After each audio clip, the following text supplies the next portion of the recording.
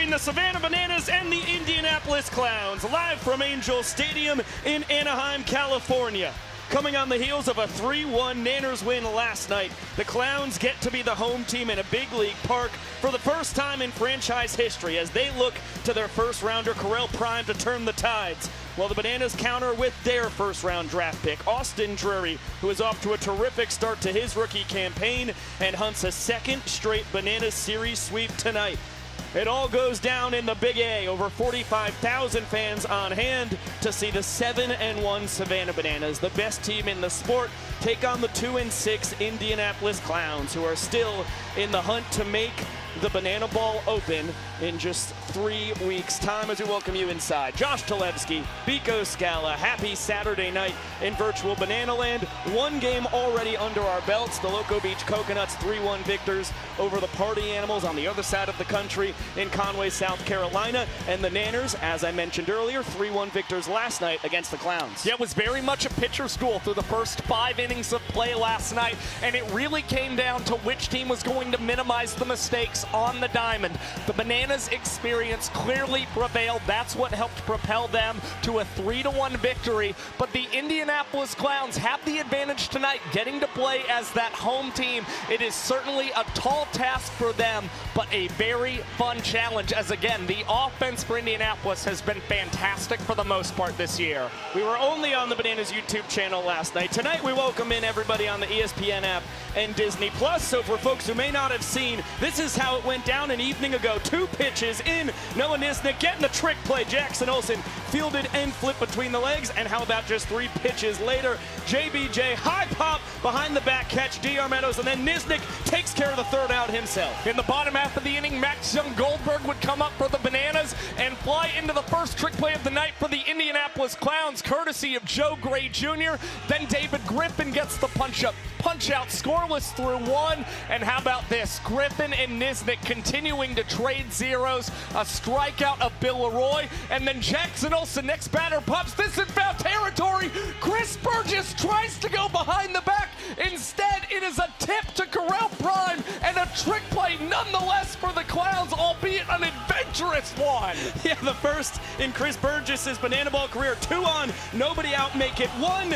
Now make it 2. D.R. Meadows, his 3rd trick play of the ball game, make it 3. Reese Alexiadis, his 2nd trick play of the ball game as Nisnik escapes a little bit of a sticky situation. David Griffin continues to deal in the bottom half. Alexiadis and Young Goldberg both down swinging. David Griffin fired up, leaving the mound. Nisnik continuing to deal in the 4th inning. He would go 3 2/3 scoreless, 4 strikeouts, and then Kelsey Whitmore gets the 5th trick play. Well, actually, that's number 4 of the night for David Meadows, and Griffin with some help from his defense. Eli Payton, his 8th trick play in as many games. Yeah, it was a trick play show to open up the ball game. Now in the 5th inning, Derek Klena on the mound, and D.R. Meadows, a backflip catch for his 5th trick play of the ball game. Now bottom 5, David Griffin still munching on the pitcher's mound. Robert Anthony Cruz, though, he's going to be able to reach on a costly missed trick play from Joe Gray in left field.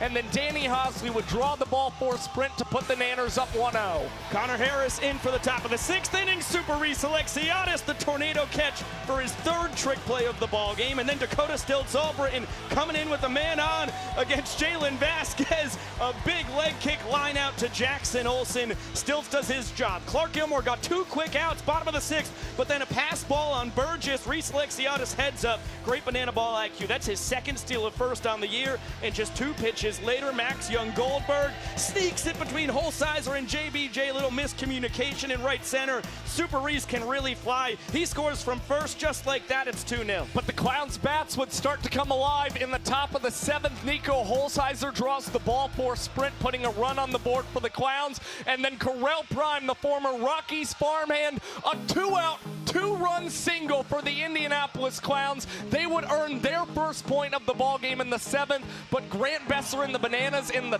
top of the 8th would hold serve. Ryan Cox collecting the trick play and keeping it a 2-1 game. Yeah, Besser able to strand a pair there, and it sets up Ty Jackson, his first plate appearance of the night, coming off the bench. He singles, and with 2 outs, D.R. Meadows, his 2nd hit of the evening, his 3rd walk off of the tour. A big piece of insurance with Ty adding some fun at the end. end of it, and then Danny Hosley time in the 9th. With 2 runs to work with, that would be plenty. KJ behind the back trick play on the first pitch of the 9th inning. Jackie Bradley Jr., his first ever Golden Batter appearance as a Clown. He actually was the Golden Batter last year in Fenway Park for the Bananas. Broken bat on the Vulcan change, rack there for the fly ball, and then after a prime double, Hosley gets the strikeout of Dale Francis Jr. Beautiful Vulcan changeup. Nanners improve to 7-1 and have won 3 straight. When we return, we're going to have a absolutely thrilling recap of the Bananas and Clowns at Disney.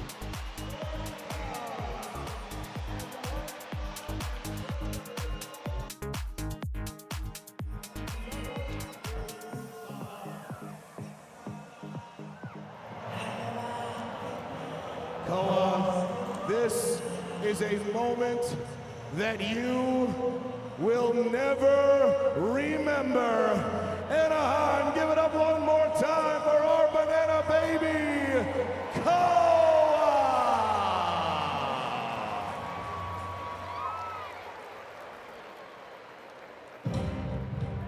Indianapolis Clowns, we're here, baby! Woo! Clowning around, we can teach you a thing or two. You ain't seen nobody play the game the way we do. Yeah! Everybody here should know who we are, and if you don't, we'll educate on how we made it this far. It started way back in the 30s with a bat and a ball, and now we selling out our stadiums, the crowd's watching all. Oh man, but that was always part of the plan. You know the place of all and bring the happiness to the fans, and Indianapolis, and that is where we cracking it. We call ourselves the Clowns because we love to make you laugh. Ooh, almost called a technical foul. Apologies, we get this way when we start feeling our sound. It's all dope, but beware when we start clowning around. And if you didn't catch the name, we'll help with spelling it out. We are the I-N-D-I-A-N-A-B-O-L-I-S. So hey, tell your favorite team that we ain't come to play. We came to light the place all up and make the crowd say, hey, one more time, say. It started in the Negro League when it was hard, sweat, tears, and blood we bleed. With the odds stacked against us, but we made it believe. We turned the weight of the world into some joy you can keep. Here comes the crowd. Segregated, never lost dignity. Gave us a chance to dance, to play wild and free. Now every time we take the field, we making history. So let's get down, come on, let's go. Clowning around, we can teach you a thing or two.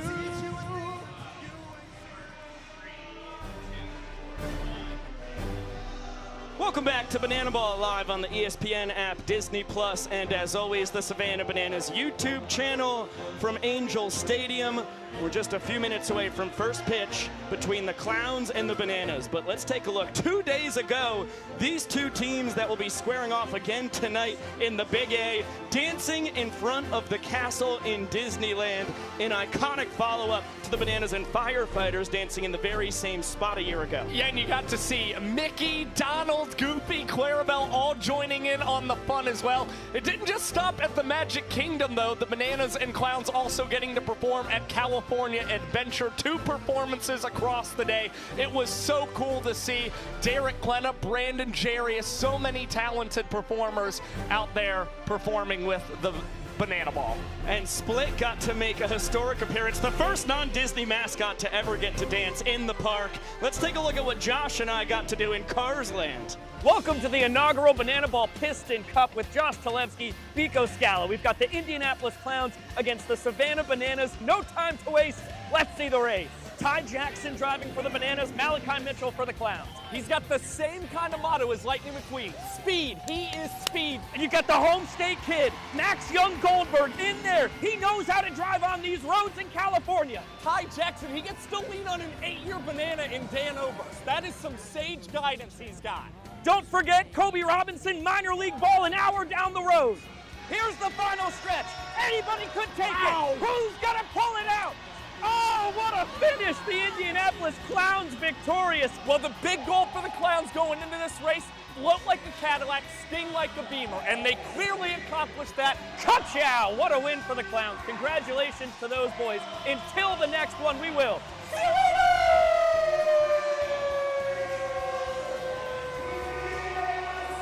That was a ton of fun and a special day for Josh and I, our entire crew. But maybe the most special of all, how about Derek Klena getting to live more of his theater boy dreams? Let's hear from the man himself. Guys, here with Bananas pitcher Derek Klena, who knows a thing or two about living in the best of both worlds. In fact, Derek, you could argue you grew up in the best of both worlds, just down the road from this ballpark here, as well as Disneyland. How did that play into kind of what your formative years would be? Yeah, you know, I grew up going to this park, so being here at Angel Stadium is very, very sentimental to me.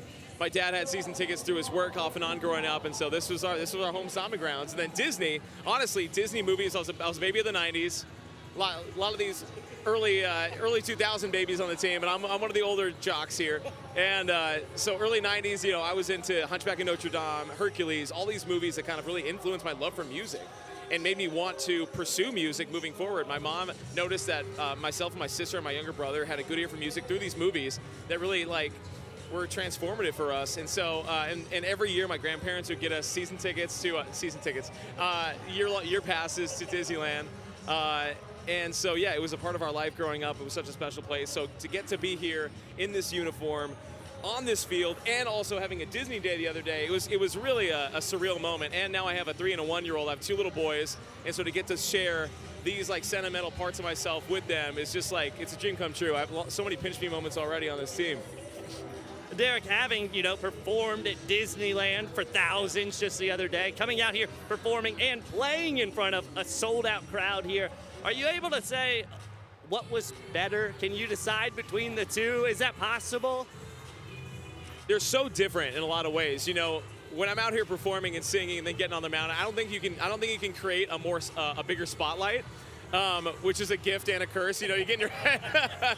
So it's a little stressful. So I definitely prefer being with my dudes, having my back, and being in the happiest place on earth. I mean, being surrounded by that love in a place that I was so familiar with, that's the cool part. It's I know the park like the back of my hand. So to get to be there performing with this crowd and with my dudes, it was a dream come true. But I'll take both. I mean, I throw any and all things my way, and so far the Bananas have, and I'm here for it. Well, Derek continues to live the best of both worlds. We saw him on the mound last night, and you're going to see him all over the field tonight. Biko, Josh, let's keep this thing going.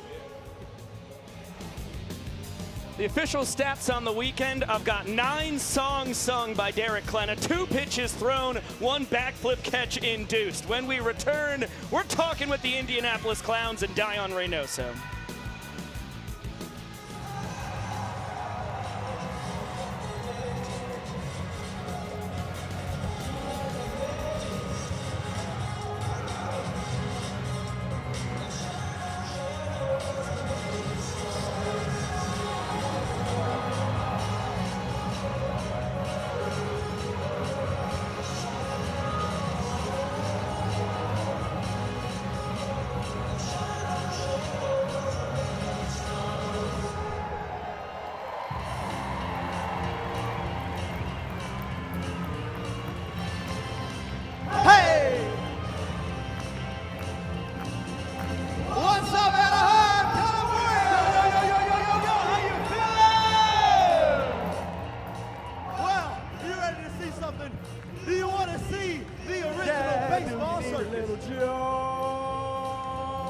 Well, we got plenty of that coming your way because we like to clown around all day. So get ready to clap those hands and stomp those feet because at the end of the day, we all need somebody to lift us up.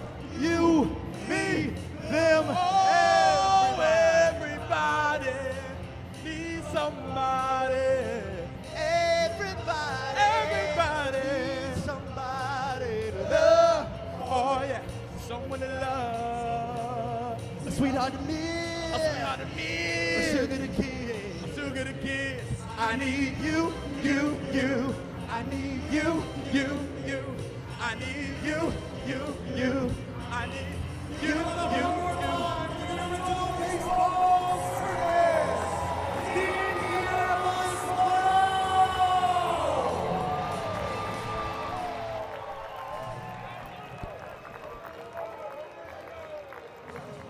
Ladies and gentlemen, I am bringing some Bananas power to the plate.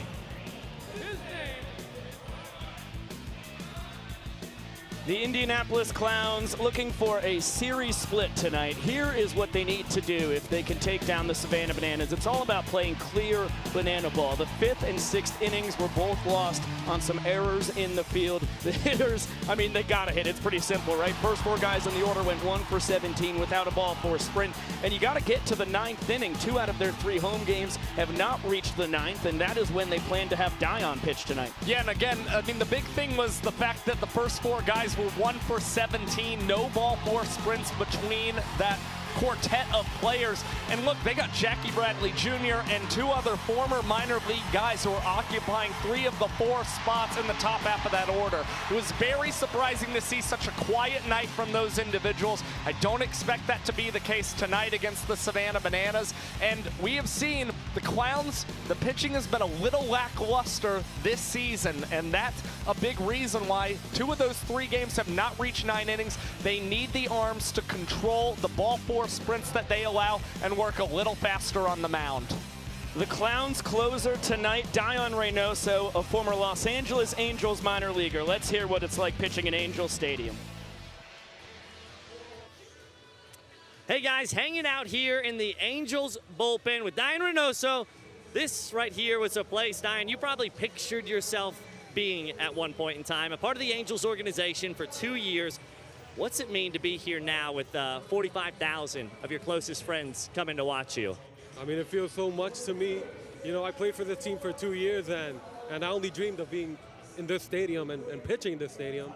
I've seen games here but never played here, so just super excited for that. Now, Dion, it's your first time playing against the Bananas as a part of Banana Ball, but you actually played against them in the Coastal Plain League, and the last time you played against them with the Spartan Burgers, you actually got them to only win that season. Do you have any memory of that game, or are you going to use that mentality to go beat them again? That's right. I mean, I've done it before, so I'm ready for it this time. Now, your brother, of course, was actually on that team. Was he a little bit of the motivation to say, hey, why don't you come over, try this kind of banana ball thing out? I mean, for sure, yeah. I mean, he told me all about banana ball, and I didn't want to miss out on it, so I had to get over here, so yeah. What's the dream situation for you tonight? Hopefully coming in to close out a game? That's right. Do my job and close the game, get the W. Well, Dion, I'm going to enjoy this with you as we hang out with 45,000 fans here tonight in Angel Stadium, and we get to see this guy take the mound where he long dreamed to be and certainly deserves to be. Biko, Josh. Thank you, SB. Always awesome getting to hear from Dion Reynoso. When we return, we'll be talking about banana ball. Can't wait for it.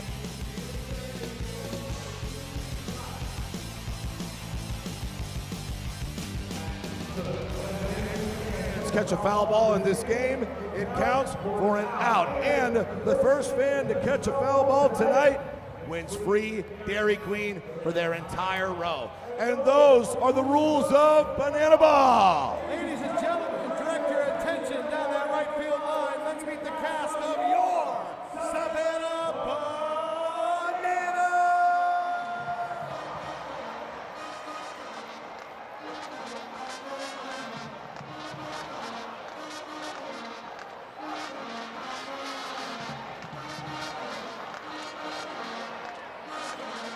If you would love some gold beads, Anaheim, I need everybody here to make some noise!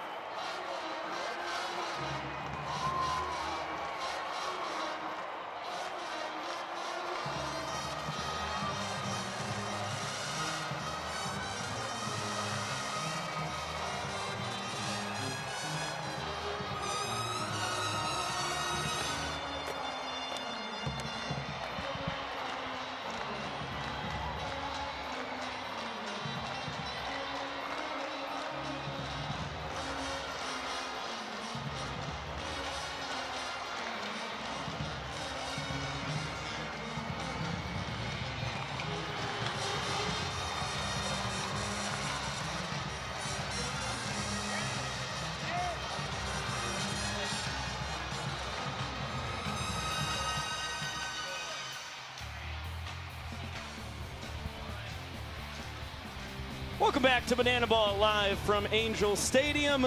A quick look at a wild finish to our home run hitter. Let's get the rules that turn baseball into Banana Ball. The name of the game is Banana Ball, and this is the fastest, most entertaining game in sports. Rule number 1, win the inning, win the point. If you score the most runs in an inning, you get a point. The most points wins the game. If the away team has more trick plays going into the final inning, they will earn the equalizer point. And in the last inning of Banana Ball, every run counts as a point. Rule number 2, there is a 2-hour time limit. No new inning can start when the clock hits 0. Rule number 3, if you step out of the batter's box, it is a strike. Rule number 4, no bunting. If you bunt, you're thrown out of the game.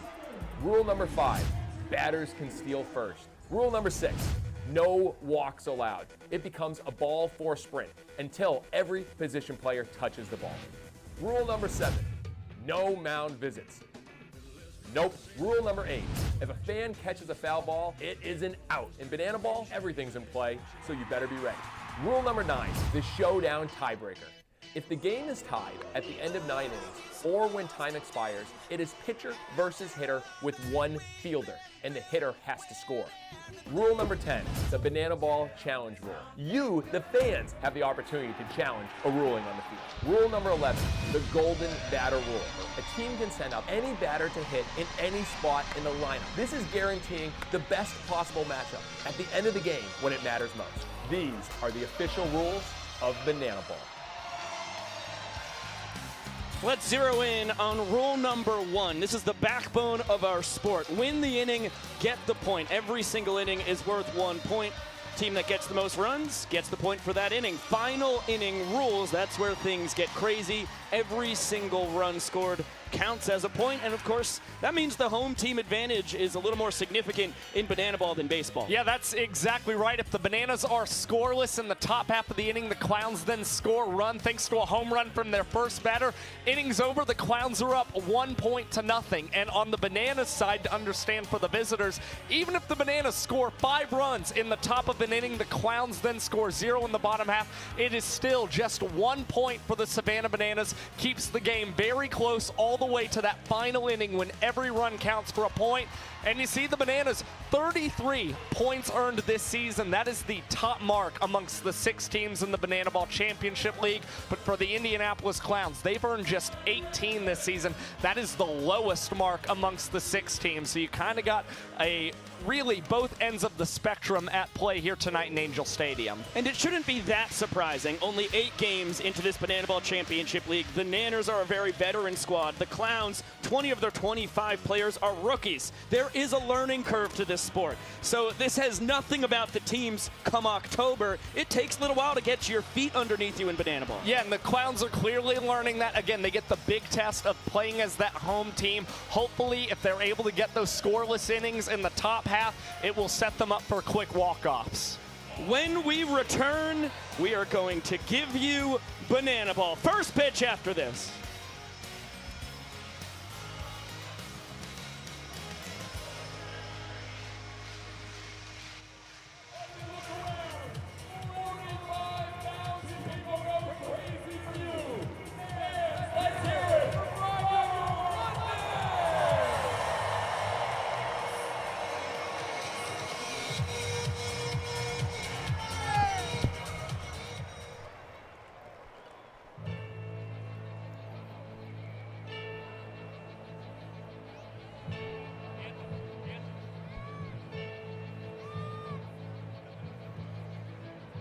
Ladies, gentlemen, boys and girls, and potassium enthusiasts from around the world.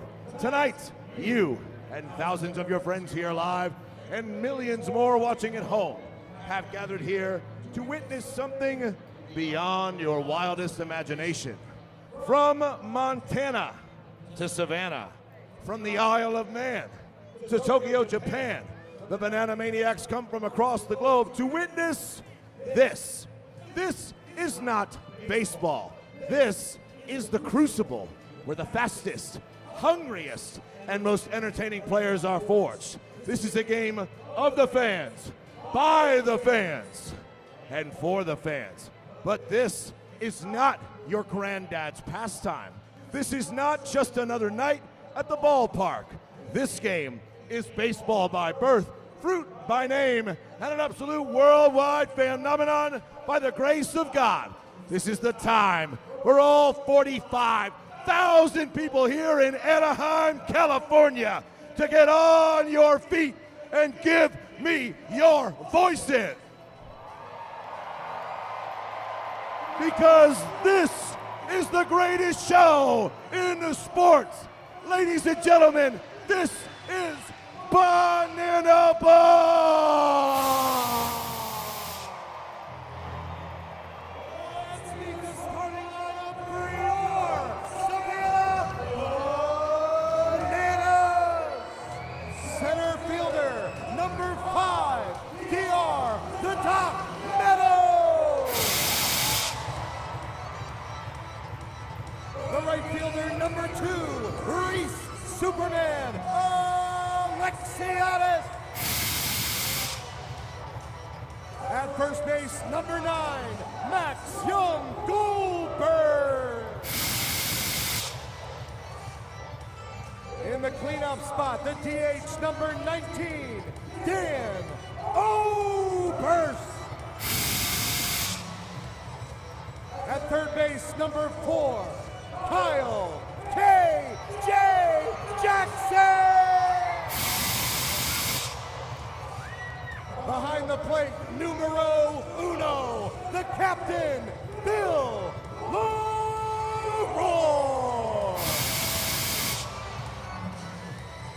At second base, number 8, he's our greatest showman, Jackson Olsen.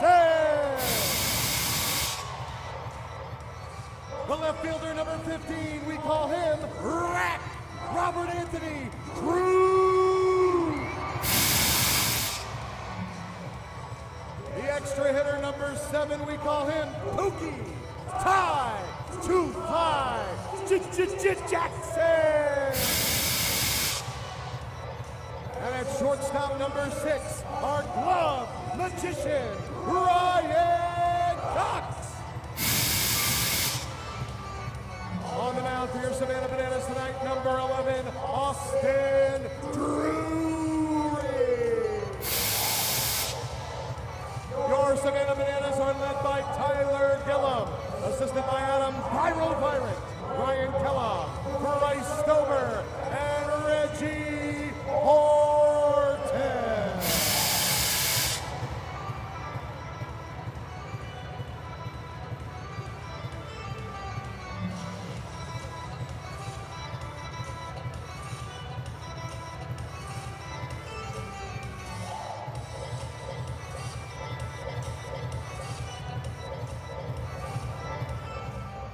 Fans, at this time, we ask that you please rise if you're able and remove your caps. Here to honor America with the singing of tonight's national anthem, please welcome Michelle Scoria.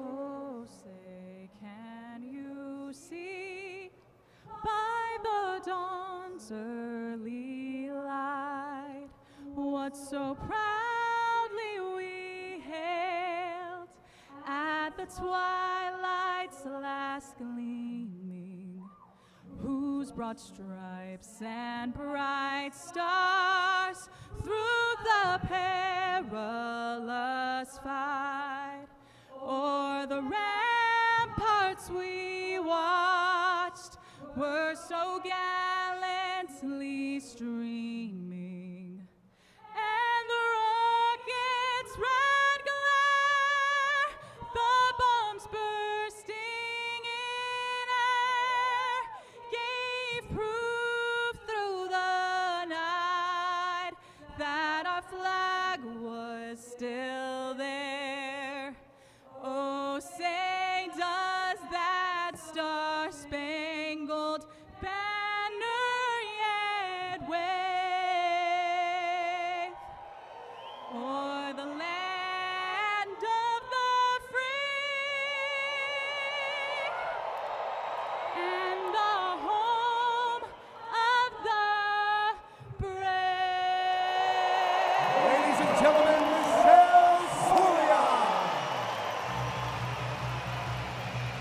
tremendous rendition of the national anthem. A roar from over 45,000 fans. And the Savannah Bananas and the Indianapolis Clowns are kicklining for a second straight night in Angel Stadium here in Anaheim, California. The Nanners 3-1 victors an evening ago.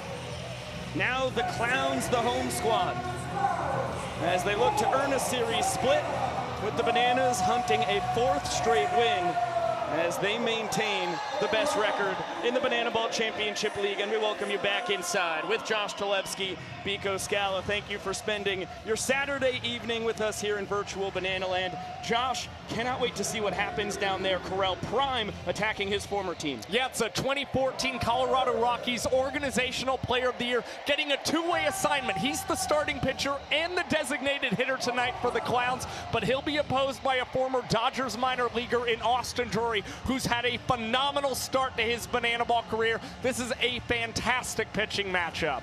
Dueling number 11s in front of a full house here in the Big A, and we'll take a look at the Bananas defensive, or the Clowns defensive alignment rather. Left to right in their outfield, Brian Dansereau, Jackie Bradley Jr., Nico Holsheiser. In the infield, third to first, it's Eli Payton, Bobby Leday, Jalen Vasquez, Dale Francis Jr. Chris Burgess is behind the plate, and Matt Wolf is the designated fielder. Well, Bobby Leday is leading the pack as far as the Clowns are concerned. 11 trick plays is pacing that team, and for the Indianapolis Clowns, the biggest thing that they're trying to do tonight is negate the equalizer point against the Bananas. As long as they have more trick plays than the Bananas going into the final inning of play, they will keep Savannah from earning an extra point in this ball game. And again, Leday, Vasquez, Payton, they are the key guys they'll need to lean on. In the middle of it all, with 3 trick plays here in his 3rd World Tour, is Correll Prime, the pride of Bradenton, Florida. Optimus Prime, Prime Time, Amazon Prime, whatever you want to call him. He's one of the best athletes in the sport after 7 years of minor league baseball, 7 more years of independent professional baseball. He finds himself in Banana Land, a first rounder for the Clowns. Yeah, this is start number 3 for Correll Prime with the Indianapolis Clowns. Last season as a Savannah Banana, made 8 starts, had a 6.26 ERA and a 4-minute and 32-second minutes per inning mark in those starts in 2025. He also was one of 4 pitchers to induce 100 or more trick plays a season ago. He'll try and do that again tonight for the Clowns. Prime Time was at first base last night, gets the ball from the get-go this evening, and a fearsome lineup opposes him. DR Meadows at the top, hitting .519, best batting average in the sport. Behind him, Reese Alexiadis, Max Young-Goldberg, the cleanup man, the DH, Dan Oberst. Then it's KJ, Bill Leroy, Jackson Olsen, Robert Anthony Cruz, Ty Jackson, and Ryan Cox. Well, DR Meadows, he's the ultimate table setter. He's on a streak right now of 3 consecutive multi-hit games for the Savannah Bananas. And for Max Young-Goldberg, he's been phenomenal when the Bananas have gotten to play as the visiting team. A .333 batting average, 2 doubles, and 5 runs batted in for their 3-hole hitter. There's only one thing left to do before we get first pitch for this finale of a 2-game set between the Clowns and the Bananas, and that's sending it to Jesse Cole. Banana Nation, it is time. On 3, I need everyone here to yell, start the clock. 1, 2, 3. Showtime. Showtime indeed. The 6'5" righty on the bump, the 5'11" center fielder in the box. Mentioned it a moment ago, that .519 batting average, best in the sport. Same goes for DR's 14 hits. He had a pair of them last night. First pitch swinging. It's not going to make it out of the infield. Eli Payton, tip drill. Bobby Leday will clean it up. 1 pitch, 1 out, 1 trick play for Indianapolis. Yeah, that's the exact start that they are looking for. And now for Eli Payton, 9 trick plays across his first 9 career Banana Ball games. I mean, they knew that they were getting a stud at third base. He's given them everything they could have asked for defensively. Yeah, he was a finalist to be a Gold Glover last year. And how about Reese Alexiadis, back-to-back nights? He steals first base. That's his 3rd of the year. Nobody else in Banana Ball has more than 1. It'll be a wild pitch. So if Alexiadis does come around to score, it means it's an earned run on Prime. Difference between that being a wild pitch and a pass ball on Chris Burgess. Last night when Alexiadis stole first, it was a pass ball with Clark Gilmore on the mound. And Max Young Goldberg, kid out of Palo Alto, California. 1 for 3 with a double that walked off the 6th inning last night. That one gets away from Burgess. Alexiadis up to second.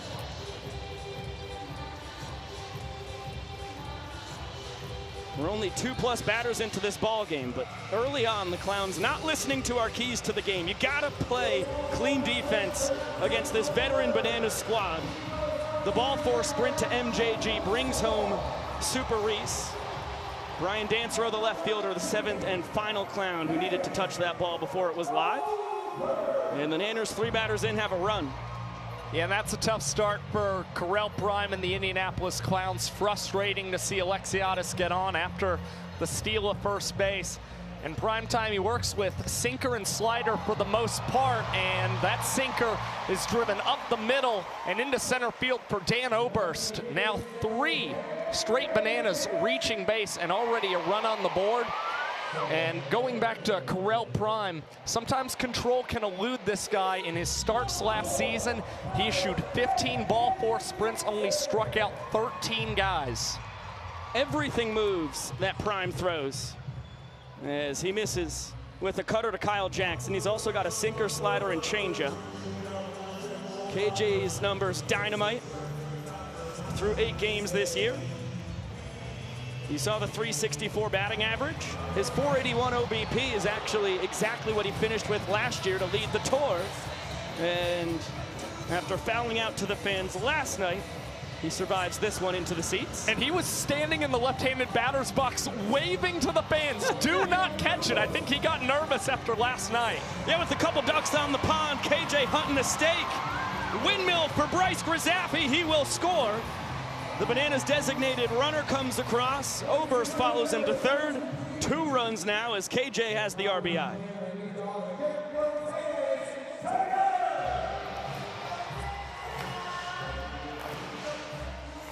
Grisafi's 6th run scored, and now just his 4th game as the Bananas designated runner.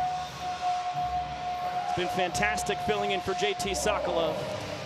Looks to be back in 2 to 4 weeks.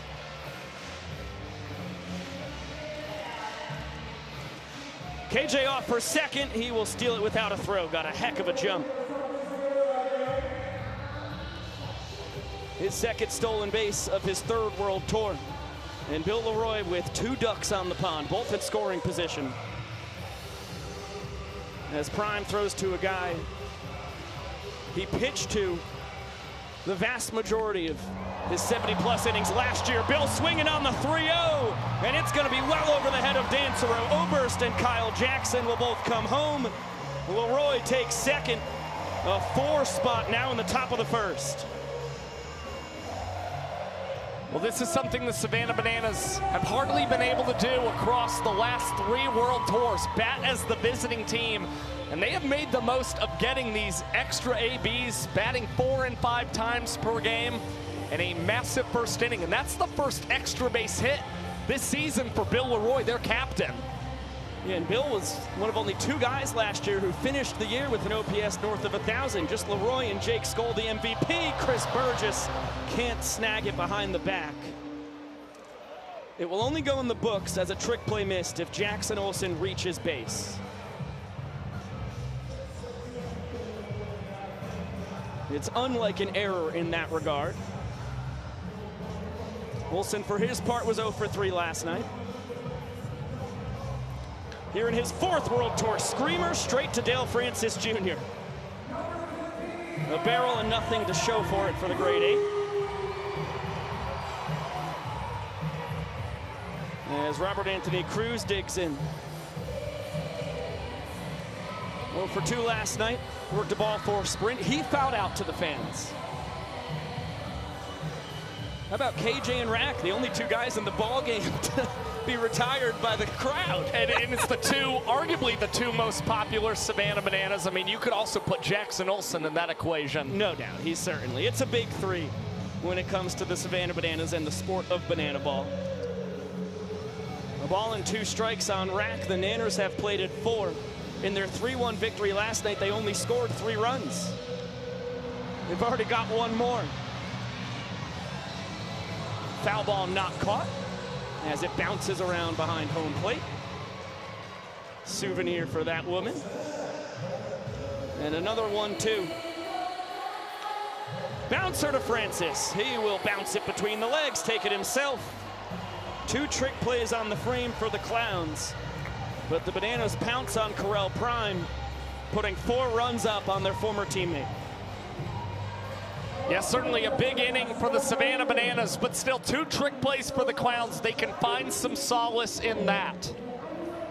Here's how the Nanners line it up defensively behind Austin Drury, left to right in their outfield. It's Rack, DR, and Super Reese. Third to first in the infield. K-Jack, Cox, Olsen, MJG. 80s battery mate Bill Leroy. The Nanners designated fielder Alex Ziegler. Last night, the Bananas outfield had 8 of their 13 trick plays defensively. DR Meadows had 5 in center field. He's now up to 18, leading all players on the tour, just having an all-around incredible open to this 2026 season. And Super Reese, for his part, 3 trick plays in right field. He is yet to boof one here in his 3rd campaign in Banana Ball. Austin Drury in the middle of it all. 1 trick play here so far in his fantastic rookie campaign. Former Dodgers minor leaguer. After a couple years, make it 3 of them in the American Association. An ERA below 2 through 9 2/3, and he is yet to give up a ball 4 sprint. You cannot complain with any of it. Yeah, the 4th overall pick in the Banana Ball player draft is now making his 4th start this season for the Bananas.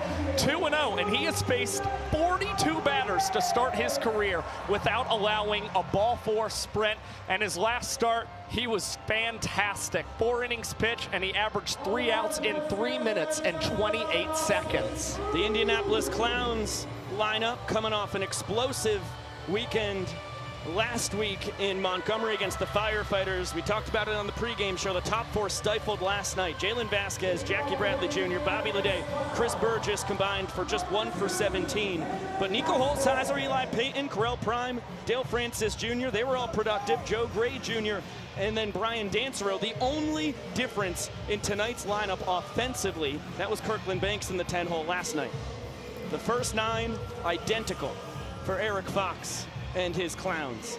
And a fastball poured in for strike 1. A battle between former minor leaguers here. JV and Orioles farmhand. And he lines this one into right. Just 3 pitches in. Jalen Vasquez doing his part. Equals the hit total of the top 4 guys in that lineup from last night. And good to see Vasquez getting the knock, going down 2 strikes very quickly against Austin Drury. The left-handed batters have actually hit Drury a little bit better, and Jackie Bradley Jr. laces this one into the left center field gap, and that is a round tripper for JBJ, the 2nd of his young Banana Ball career, and they have come in back-to-back weekends for the 2-time World Series champ. That's big league pop. Out to left center field. Sam Bauman, what's JBJ thinking? Hey, Jackie, hey, real quick. It seems like you figured something out here in these major league ballparks, huh? I know a little bit about them. That's awesome. Thank you. You get around the bases too quick. I couldn't keep up with him, guys. Back to it. Thank you, Sam Bauman. Bobby Leday jumping on the first offering from Drury. He's got himself a double. So how about that? Single homer double from the top 3 hitters in this Clowns lineup.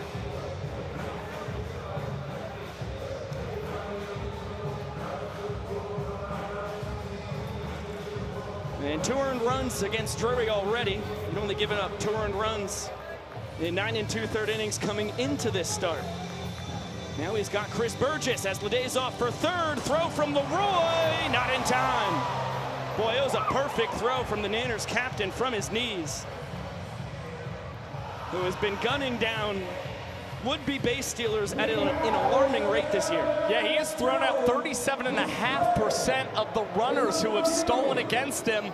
And it looks like we are going to have our first challenge of tonight's contest. The umpiring crew will look at that play at third base. I gotta be honest, I couldn't believe Ledet took off with the Clowns down 2 runs in the inning. He's not the runner that matters. Chris Burgess at the dish is the inning tying run. Felt like an unnecessary risk. It's a very aggressive play for really no reason. And you go back to an old adage of baseball, it transfers to banana ball as well. You never want to make the first or third out at third. I mean, it's bang, bang. Third base umpire John Norfolk had the best view in the entire house out of the 45,000 plus here. I mean, if I was shown this in a vacuum without knowing the call on the field, I think I would tell you it looked like Ledet is out, but I'm not seeing anything that should overturn the call on the field myself. Your thoughts, Josh? Now, I was just trying to read the body language from Bobby Ledet. It almost looked like he was expecting to be called out by the third base umpire. The rolling on the field stands. Run call stands. I think that's the right decision by Andrew Gerard, the crew chief of this 6-man umpiring squad. Bill Leroy nods. Thought he got him, but just not enough evidence there to flip the original call. So Ledet leading the Clowns with his 5th steal, still yet to be caught, thanks to that call not being overturned. And no surprise that he's running wild. It's a guy who had 67 steals across just the last 2 years in the Pioneer League as Chris Burgess keeps the hit parade marching.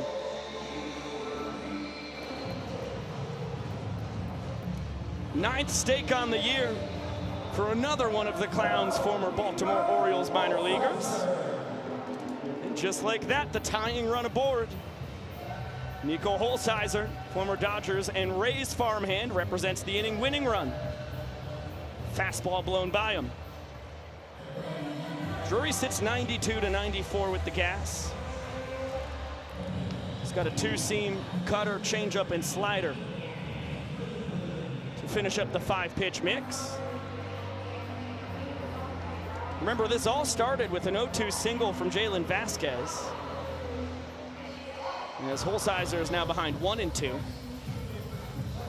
And just barely gets a piece of it. No, he did not. And with Burgess occupying first at the time of that swing and miss, Holsizer did not have a chance to take first base himself.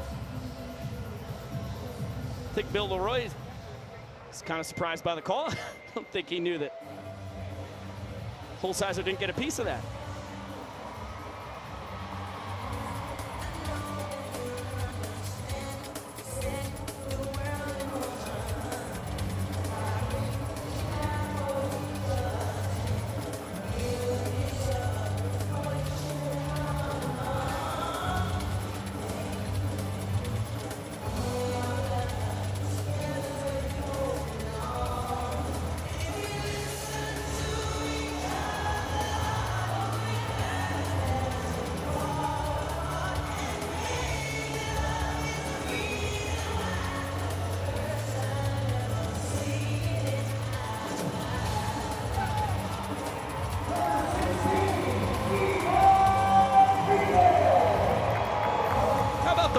From Eli Payton, home-state kid out of La Cañada, California.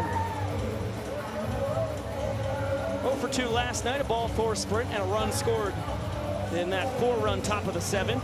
Only inning that the Clowns scored it all. Got to have Payton out on the Party Plaza pregame. He was fantastic on the mic, smashing foam balls to the thousands of folks out there between the 2 giant Angels helmets as you see Burgess scampering off the field. Malachi Mitchell from the walk-up now into scoring position. Clowns designated hitter as that's a shattered bat. Tricky play, Jackson Olsen able to make it. Flash over to third, the inning tying run. Big second out for Austin Drury. Yeah, nice job by Jackson Olsen, just trying to avoid the bat as it was also kind of coming in his direction. Nice job by Jackie, not trying to do anything tricky, but more so just make the out and make sure that Drury's still in line to earn the first point tonight. Now Correll Prime trying to pick himself up. Gave up 4 runs in the top half. He could win the inning here. Shanked towards the stands, not caught. Ball and a strike on the 2024 visitor who finished up that first year in Banana Ball on the Nanners. It's with KJ and Ty Jackson moving from Banana Ball's developmental team to the marquee squad in the sport. Fantastic two-way player for the Nanners last year. Now the fate of the frame in his hands offensively. Another chance for the fans. This one a tougher task. And once again, not caught. Austin Drury, 1 strike away from escaping. Correll Prime, 1 swing away from flipping this inning on its head. The 2-2. Jam shot to center, DR Meadows. Tip drill, you bet. After 5 trick plays last night, the doctor tallies the first trick play of our finale in this 2-game set, and Austin Drury bends but does not break. He allows 3 runs, strands the inning tying run at third base. Nanners up 1-0 as we get another look at Jackie Bradley Jr.'s 2nd career Banana Ball home run. First that he's put out of a big league park for the Indianapolis Clowns. And we'll get it on down to Sam Bauman. Hey, Biko, Josh, what a beautiful is Banana Ball. Almost artistic. I'm here with Easton the Pen Parrish. It's because he doesn't use pencil, he doesn't make mistakes. Easton, an artist. How did you find yourself into this line of work, if you will? Well, started when I was in 6th grade. Older brother was in art. He was a decent drawer. He didn't really apply himself, sorry, bro. But I applied myself a little bit, did art all the way through senior year of high school. Some people thought I was decent at it, got some awards. And that was realistic art, but coming into Banana Ball, I know it's all about creativity and doing something different, and I wanted to get into cartoons. And I don't think I'm that good at it. But well, these guys think I do. You've got a tough task here. We're drawing Robert Anthony Cruz tonight, EP. Real quick, any nervousness about millions of followers trying to capture that face? No, he's got a very drawable face, but I might not be able to pay attention to my board here. He's got locked in on me right now. I'm getting distracted looking at him. Artist, there's just something about him, guys. Biko, Josh. Couldn't have said it any better myself, Sam. Thank you, Easton. Can't wait to see how his art turns out. A wild pitch. Ty Jackson scurries down the line, and he will steal first for the first time in his 3rd World Tour. He's talked about it a half inning ago, but his Banana Ball career has pretty much mirrored Correll Prime's. Visitor to Banana for a year plus. Now this is year 3, but his 2nd full tour. As Ryan Cox digs in, having himself a superb 5th World Tour. Look, both Ty Jackson and Reese Alexiadis, the 2 guys to swipe first. They were teammates with Correll Prime. They know that scouting report on him. As Cox laces this one foul. That catches first base umpire Seth Markham pretty good. He was trying to make a play on that one. He tried to make the play before declaring it a foul ball. Called strike 3. Beautiful bender on the outside corner as Prime freezes one of the toughest guys to strike out in the sport.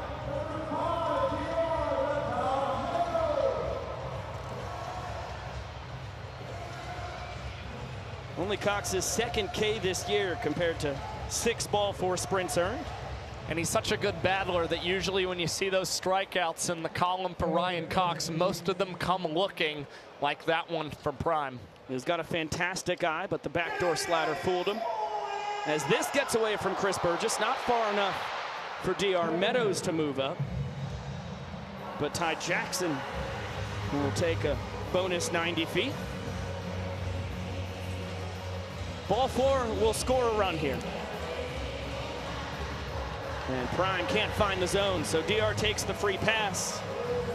Jackson will score easily. Meadows is going to test the Clown sprint defense. And He gets 2 bases for his troubles. Ball had just gotten to Dancero. That was the 6th clown that needed to touch the ball before it was live. Nico Holzheiser hadn't even gotten a hold of it yet. He was the last piece of that puzzle.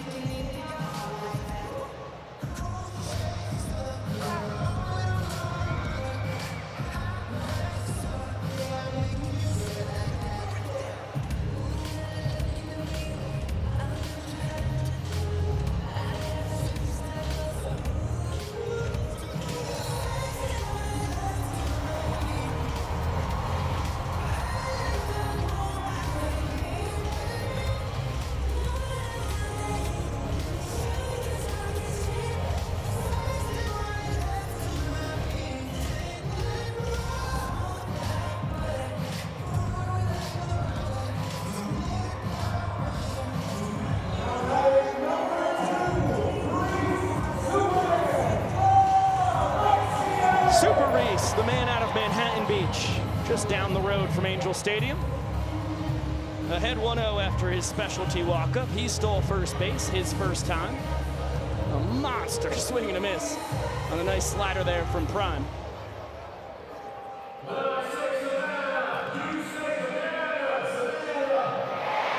Alexiadis here in his 3rd World Tour, his banana ball career aging like a fine wine.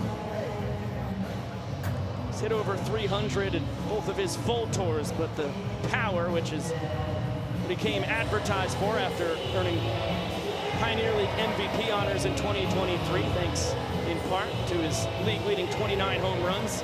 That has really started to rev up as Eli Payton takes a foul ball and would have gotten Alexiadis out at, well, third base umpire John Norfolk changed his mind. He originally said foul ball and then flipped it. Take a look right here. All right, we're watching.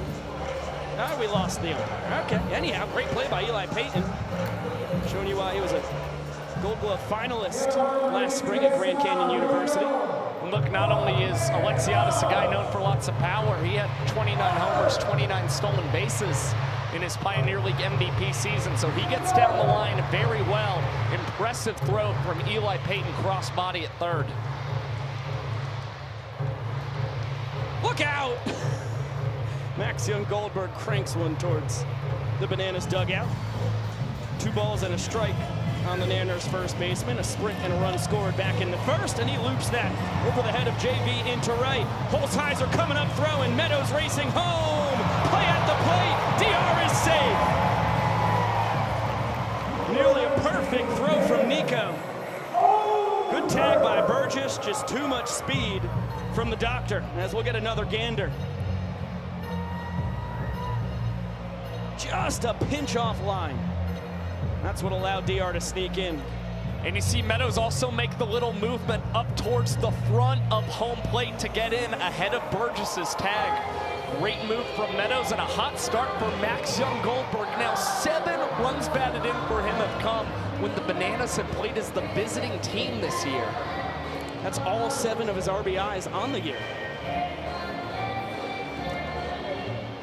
We've talked about it a handful of times. If this is not your first Savannah Bananas broadcast this year, bear with us. For everybody on the ESPN app and Disney Plus who may be seeing this for the first time in 2026, MJG, 130 runs driven in last year, set the Pioneer League record. So ribeyes are what he is known for. And he's starting to show us why. Bouncing ball foul. We'll get another 2-2 from Prime to Oberst.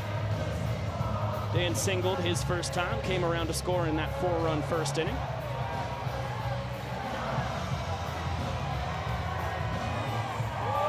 Full count means Young Goldberg will be loose at first as soon as Prime comes home with it.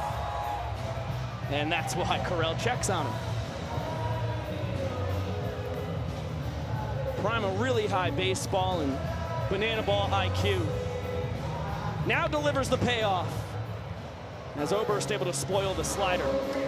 Yeah, this is a fun battle to see. Dan Oberst, Corral Prime teammates a year ago, they talked so much hitting. Prime was a key guy that Oberst leaned on when it came to offense, and Oberst will earn the ball for Sprint. Burgess just able to keep that one within his range. And Max Young Goldberg is getting the wave all the way from first base, and he will score. Slow transitions between the Clowns defenders lead to a third run in the top of the second for the Bananas.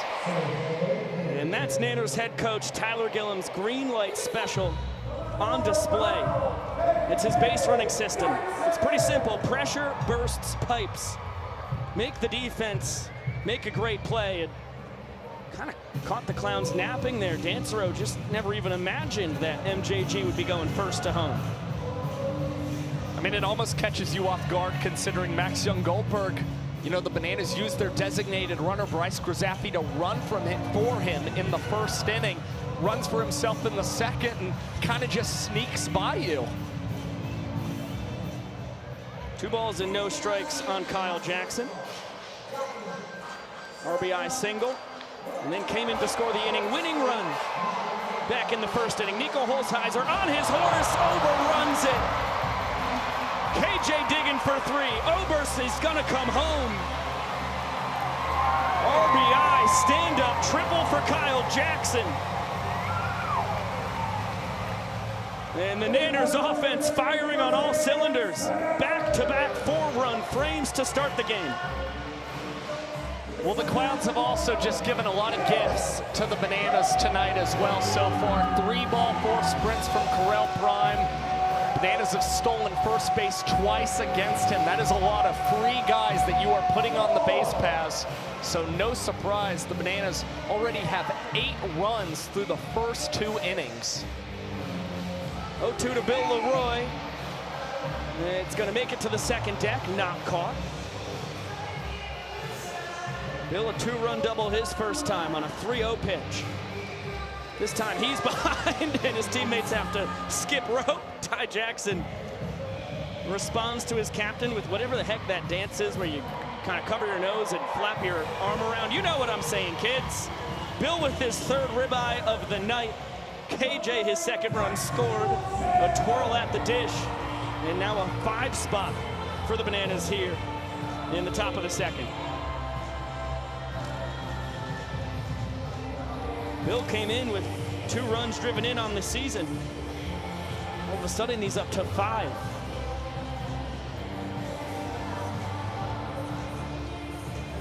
Olsen quickly behind, no balls and 2 strikes.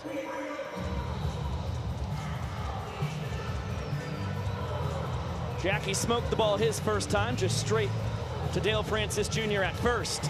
He peppers this one past the dive of Jalen Vasquez. Leroy will go station to station.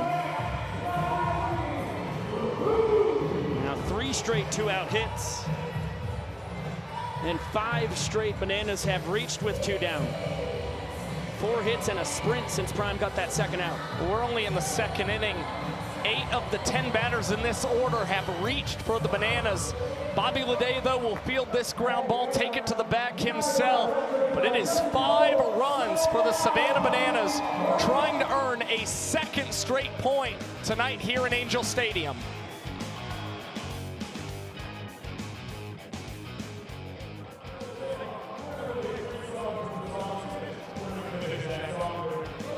Let's make it a competition. Young Professor, who do you got over there? I'll tell you what, Jesse, I'm going to represent all the fans over here behind third base and one out in left field. Get up, everybody, because this is the best in class of Anaheim. Yeah. You may have all of left field in the third base side, but I got all of right field and all the way down the first base side, and we call this the winning section. Here we go. Let me hear you. Here we go, get loud.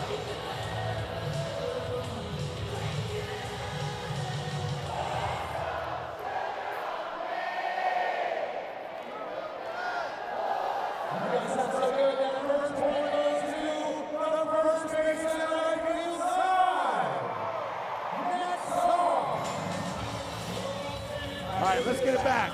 Here we go.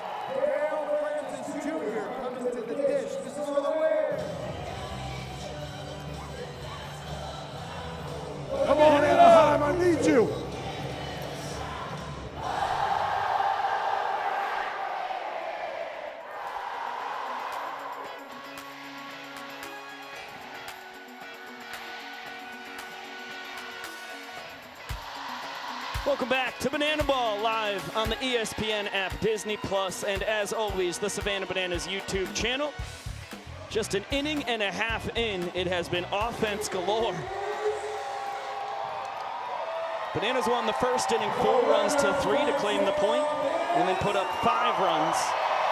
In the top of the second, batted around as Dale Francis Jr.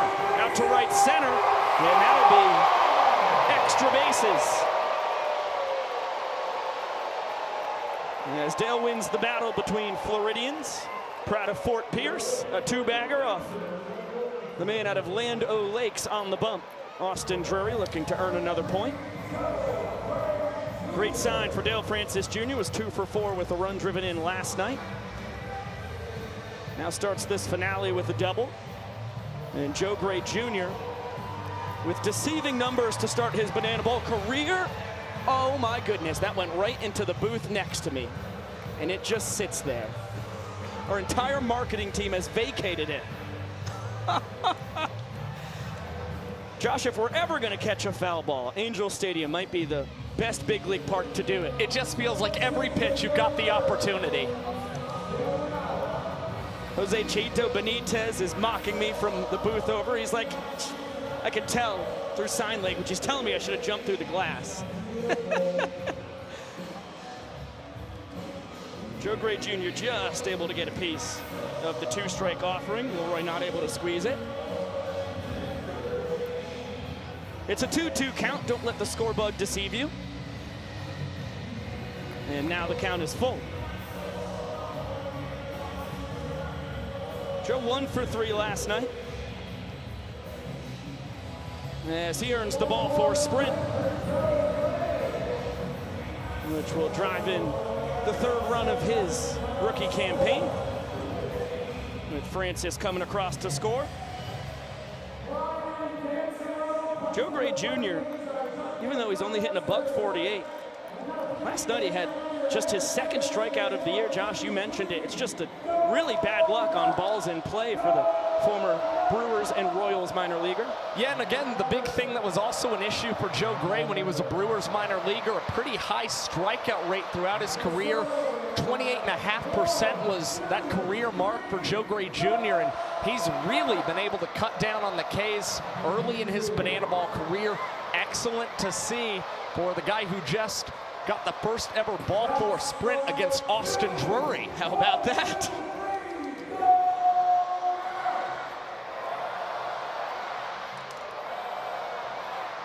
Brian Dancero evens up the count at 2-2. He's only hitting .091, but a .450 on base percentage here in his first full season of Banana Ball. Chopper backhanded by KJ. Tolson for 1 over to first. What a play by MJG. He did get taken off the bag. Pretty remarkable that he was able to scoop it though, and now we hope that Brian Dancero's okay.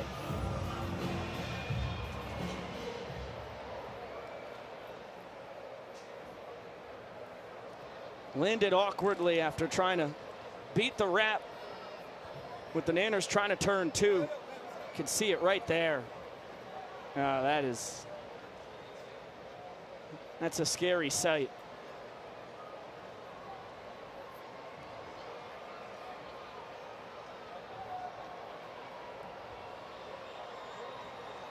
Dancero, a guy, 5 years of Indy Pro Ball before coming over to Banana Land.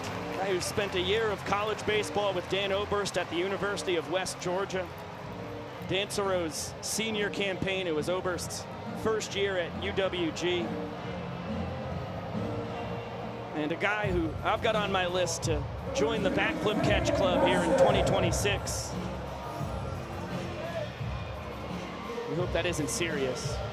Malachi Mitchell will be used for the 2nd time today, which is possible because we're back at the top of the order. You can use your designated runner once every time through the order.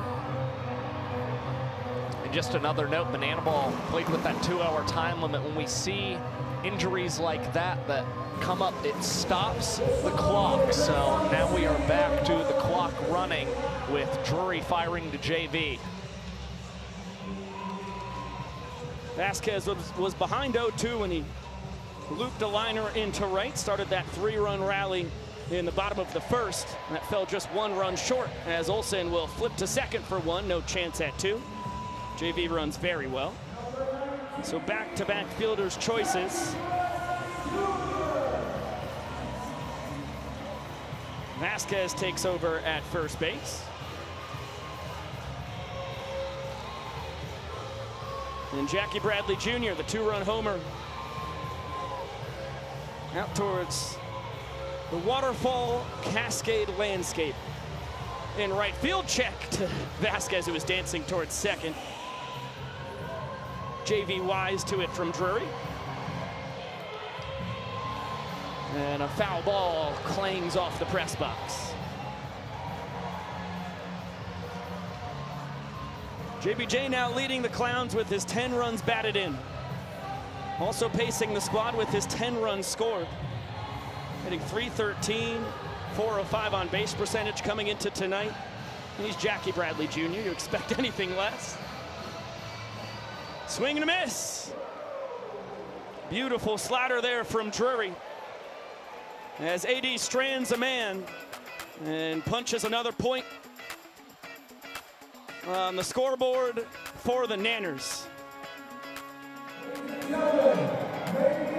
And we'll get it down to the field for our Bananas Foster family of the night.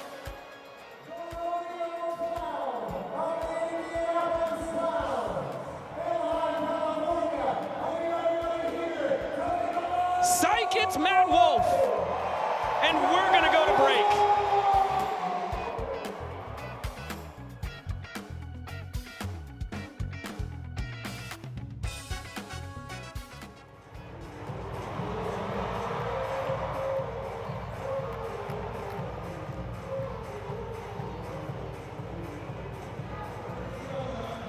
That was pretty silly, huh, YouTube? That was a pretty good BTV prank, huh, YouTube? Got him! we got the Bananas Foster emotes in the chat. Boss fan, Widow Bad. Save them, save them. You got them in your back pocket still. I'm pretty sure they're unlimited.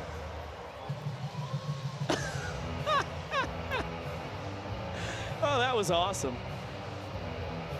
It's Banana Ball. A lot of moving pieces. Holy moly. Good day for the sport. Let's check in on the firefighters and tailgaters over on the Firefighters YouTube channel.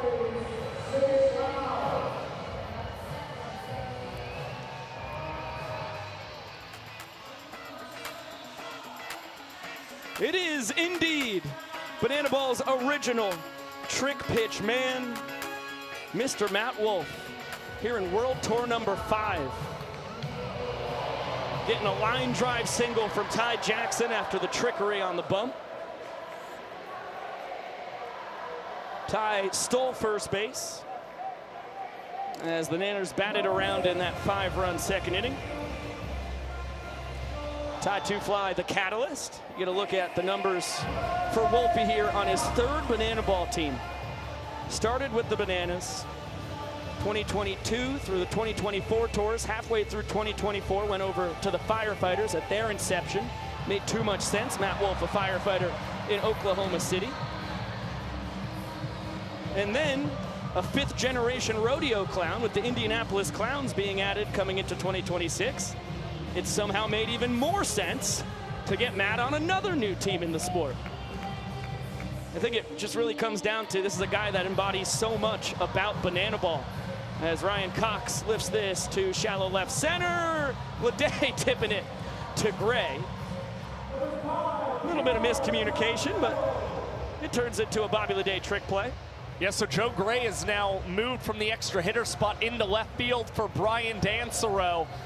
Nearly collides with Bobby Leday, nonetheless a trick play preserved. And now Wolfie going to battle against the Bananas leadoff man in DR Meadows, who put some English on the Banana Ball, but it stays in foul territory. Chris Burgess kicking it fair. That's not legal for anybody wondering.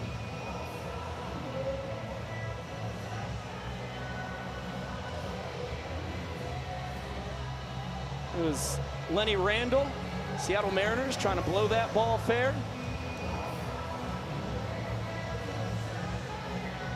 shades of Lenny Randall as we get a backflip, cartwheel.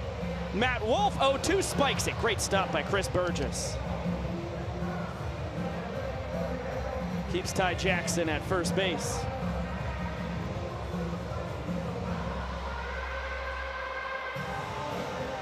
And now the count even at 2-2 on David Ray Meadows. Popped into a trick play his first time. And an RBI ball for a sprint and a run scored an inning ago. Liner, what a snag! Matt Wolf showing off the trickery between the legs, double play! What a way to put up a goose egg for Wolfie. And he gets the trick play on the pitcher's mound as well. Phenomenal reaction from a guy who also spent some time at second base for the Clowns and then has the wherewithal to flip through the legs and double up tied to fly. And now it's time for our Bananas Foster Family of the Night. Over 400,000 children and teens in foster care without a permanent home. Look around. That's enough to fill Angel Stadium 9 times with the amount of kids currently experiencing care. To raise awareness and support this community, we created Bananas Foster, the official nonprofit of Banana Ball. Our organization is dedicated to celebrating the foster care community while educating and inspiring others to get involved. Tonight, we get to celebrate the Sanchez family. While reunification is the ultimate goal of foster care, only about 45% of children in care become reunited with their biological families. Carrie and Kyla have challenged this narrative and prioritized supporting not only the kiddos that come into their home, but their parents and families as well on their journey towards reunification. In the last 6 years as a licensed foster family, they have welcomed 6 children into their home and seen every single one of them successfully reunified with their families. Fans, please join me in celebrating this incredible family for making a difference right here in your community.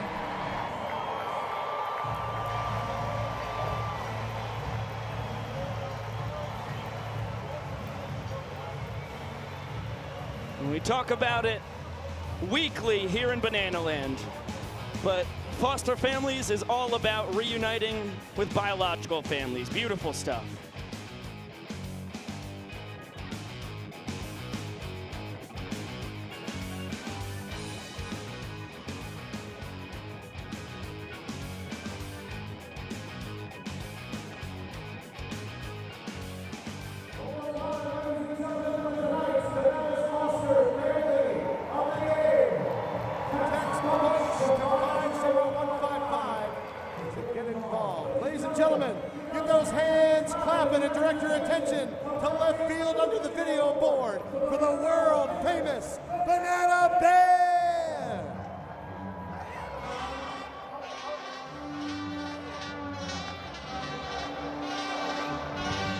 Hello, YouTube. It's just us. Banana Band blasting away.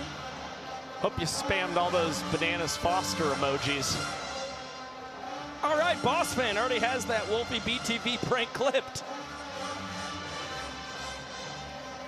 You folks work quickly. I wanted to check in on that Firefighters Tailgaters game earlier. Okay, 2-0 Tailgaters, top of the fourth. Couple guys on. Tailgaters up 7-5 in trick plays. Fascinating series going on down in Scottsdale, Arizona, where they do not obey daylight savings. Your thoughts on that, Josh? We'll have to hold them.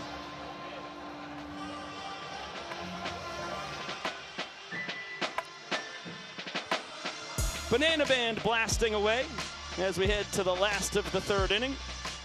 Big Boppers 3, 4, and 5 due to swing it for the Indianapolis Clowns, down 2-0 in the all-important points department.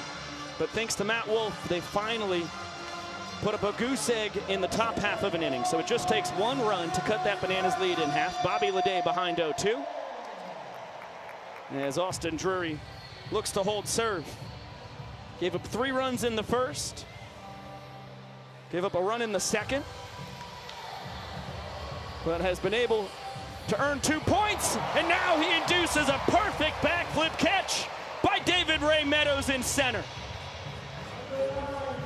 His second in the series for the Savannah Bananas, and the Doctor now has 7 through these 2 games in Angel Stadium. I mean, he is playing out of his mind, potentially putting together yet another MVP caliber campaign.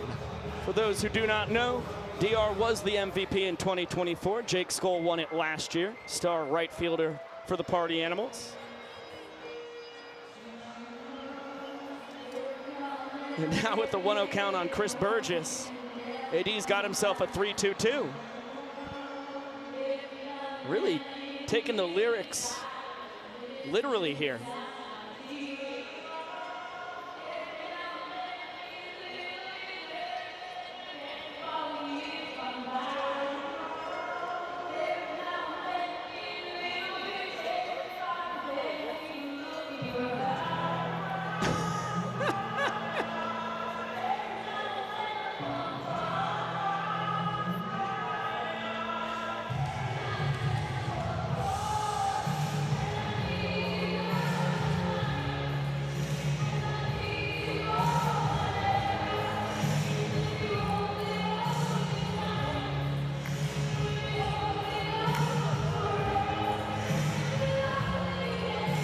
And the 1-0 pitch just misses.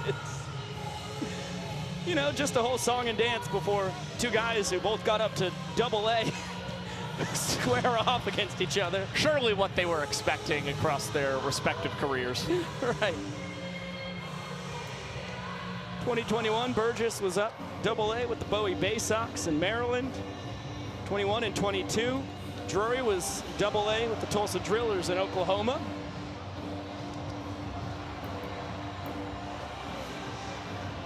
And now a payoff. We'll do it again. Burgess an RBI single his first time.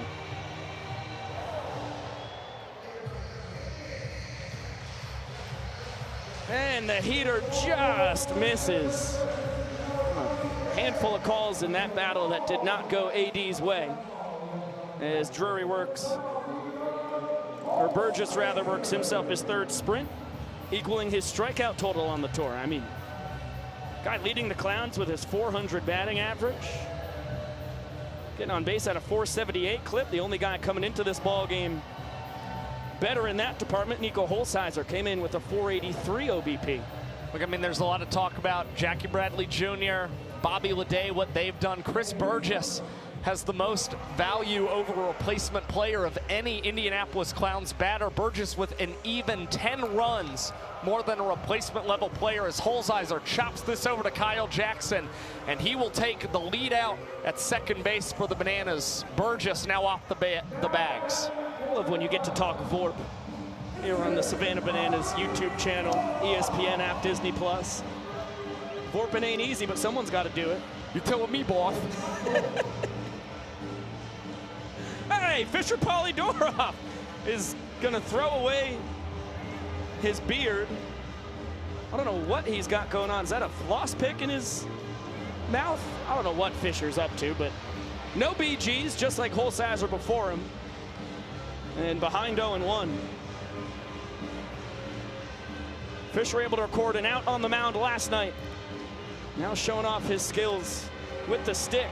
Guy who played 1 year of college ball at Weatherford College, one of the best JUCO programs in the country, and realized banana ball was his best path forward. Swings through the fastball here. AD's 3rd strikeout of the game as he does hold serve, and we'll throw it down to the field. Please welcome Jarius and Brandon, the host for the Indianapolis Clowns.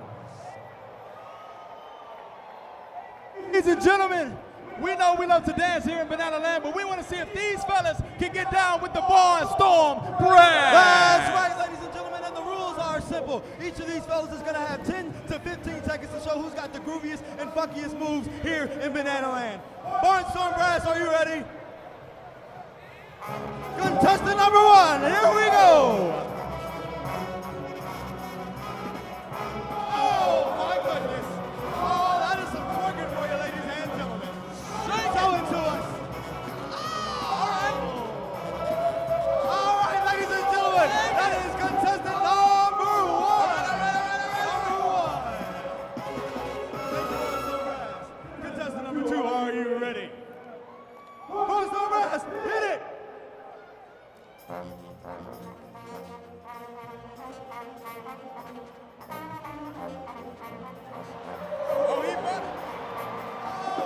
He's wiggling. Hey, come on. Oh, he's taking it like that. He is backing that brass up. All right, ladies and gentlemen, that is contestant number 2. Are you ready for contestant number 3? Tucker, are you ready? Ladies and gentlemen, here we go. More Storm Brass, hit it.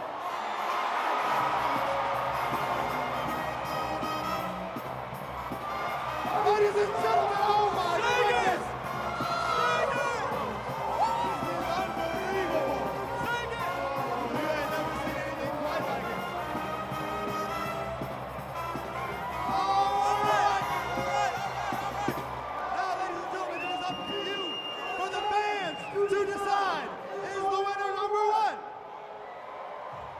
Is your winner number 2? Or is your winner number 3? That's what it's on, guys. Ladies and gentlemen, let's do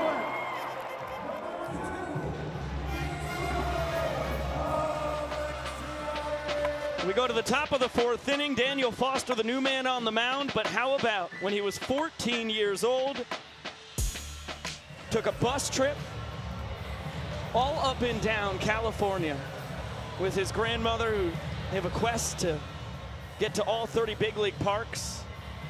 So far, they've gotten 15 of them. They got all 5 in California. And just by luck, Foster, the youngest person on this bus trip, got to be the honorary bat boy in Angel Stadium. As the Clowns' 6th round pick gives up a ball for a sprint to Reese Alexiadis, digging it out of the box. And he's going to be the second nanner to get multiple bases on a sprint against the Clowns tonight. Alexiadis aboard for the 2nd time. Stole first base his first trip. And was robbed of a knock back in the 2nd by Eli Payton. Good to check in on Easton Parrish, drawing his cartoon of Robert Anthony Cruz. We'll continue to monitor that situation. You know, Rack's my muse oftentimes too. You and the rest of Banana Land as MJG gets that one off the elbow. Luckily, he's got some good armor there, so he's certainly no worse for wear. Another look. Yep, MJG will take it. He's aboard for the 3rd time tonight. Couple ducks on the pond for Dan Oberst. That ball smashed deep out to left center field. That will be trouble. Alexiadis scores. Young Goldberg getting the windmill. Throw won't come home. 2-run double for Danny Barrels. His 2nd and 3rd RBIs of the night, and this Nanners offense keeps on ripping.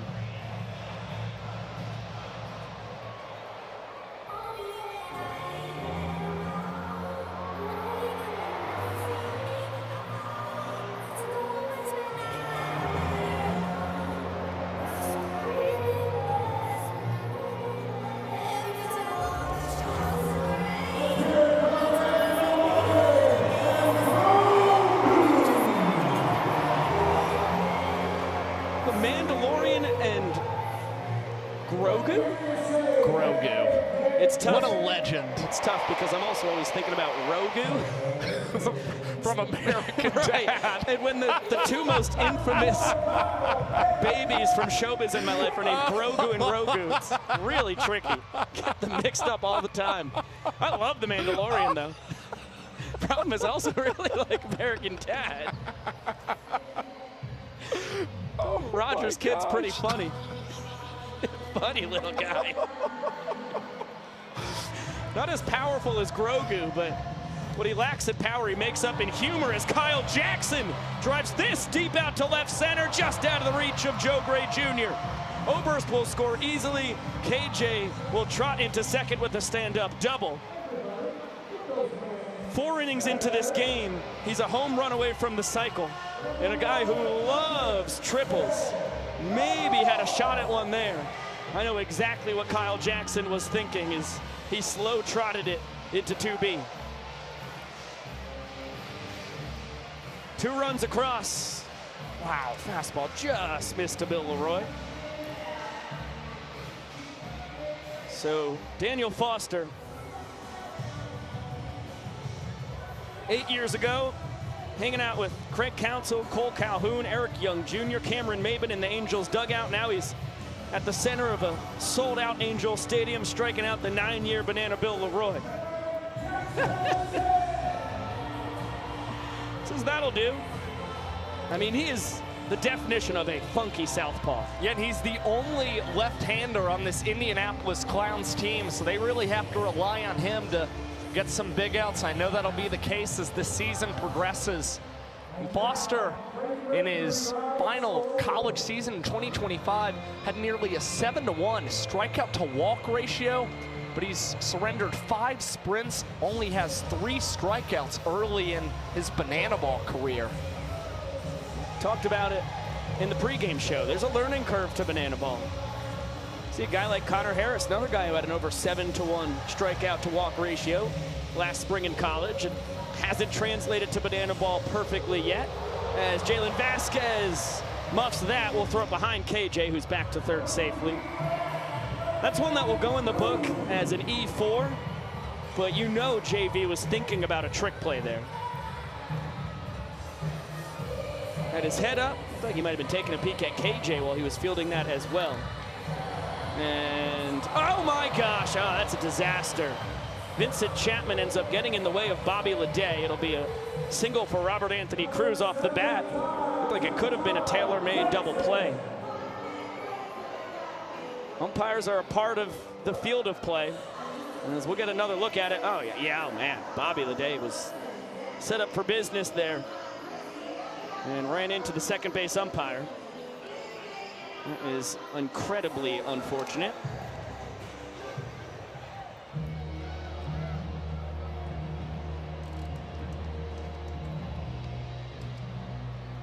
There's a ball and 2 strikes on Ty Jackson, a steal of first and a single on the night for Ty. The 2-time collegiate banana Pettit Cup champion, turned fan favorite in the professional banana ball world. As it's another battle between Floridians. We've got a lot of them around here. Ty out of Jacksonville, Foster out of Rockledge. And a liner snagged by Peyton, throws to second, no chance for 2.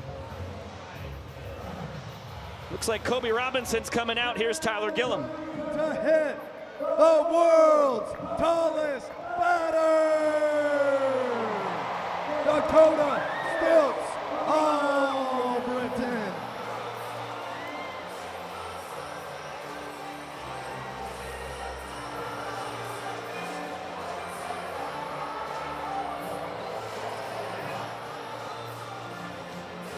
Fascinating battle here. You've got Dakota Stilts Albritton here in his 6th World Tour against Kobe Robinson, banana ball rookie, 11th round draft pick, former Padres minor leaguer, guy who got drafted in the 13th round in 2021 right out of JUCO, and Kobe is going to get the job done. Leday between the legs, over to first. Still showing off the wheels, but not quick enough. Kobe Robinson does the job. Nanner's a chance for a point, though.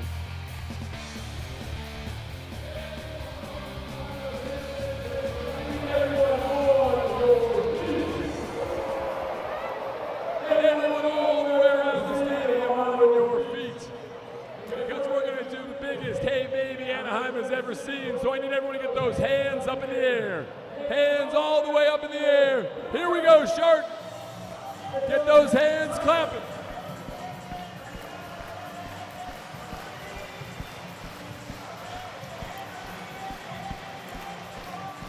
Now let's get them waving. Here we go.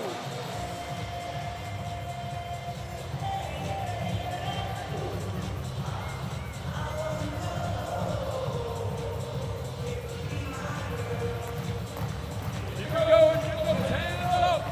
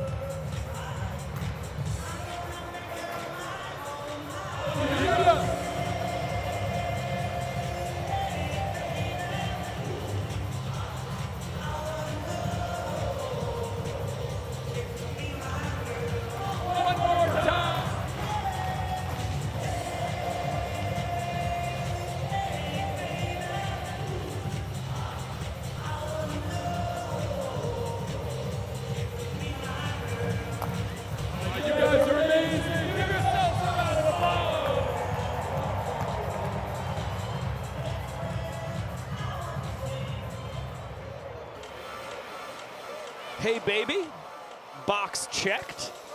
And YouTube, my dear friends, we're about to be back on the ESPN and Disney worlds.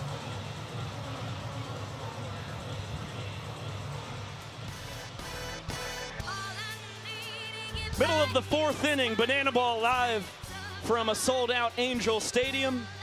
The folks moving it and grooving it. Banana Ball tradition, the Hey Baby dance. As first pitch from Austin Drury to Correll Prime, fouled into the second deck, caught on a ricochet, but it has to be caught cleanly by the first person that touches the ball for a foul ball into the stands to be an out via fan. And quickly an 0-2 count. Prime, Francis Jr., Gray Jr. Due to swing it in the last of the fourth, Clowns need 4 runs to deny the Bananas their third point, 5 runs to claim their first point, and the high fastball gets Austin Drury's 4th punch out of the evening. Yeah, this guy's got a live fastball, and Austin Drury's got a 4-pitch mix, but he really is always trying to make that fastball set up his breaking and off-speed pitches.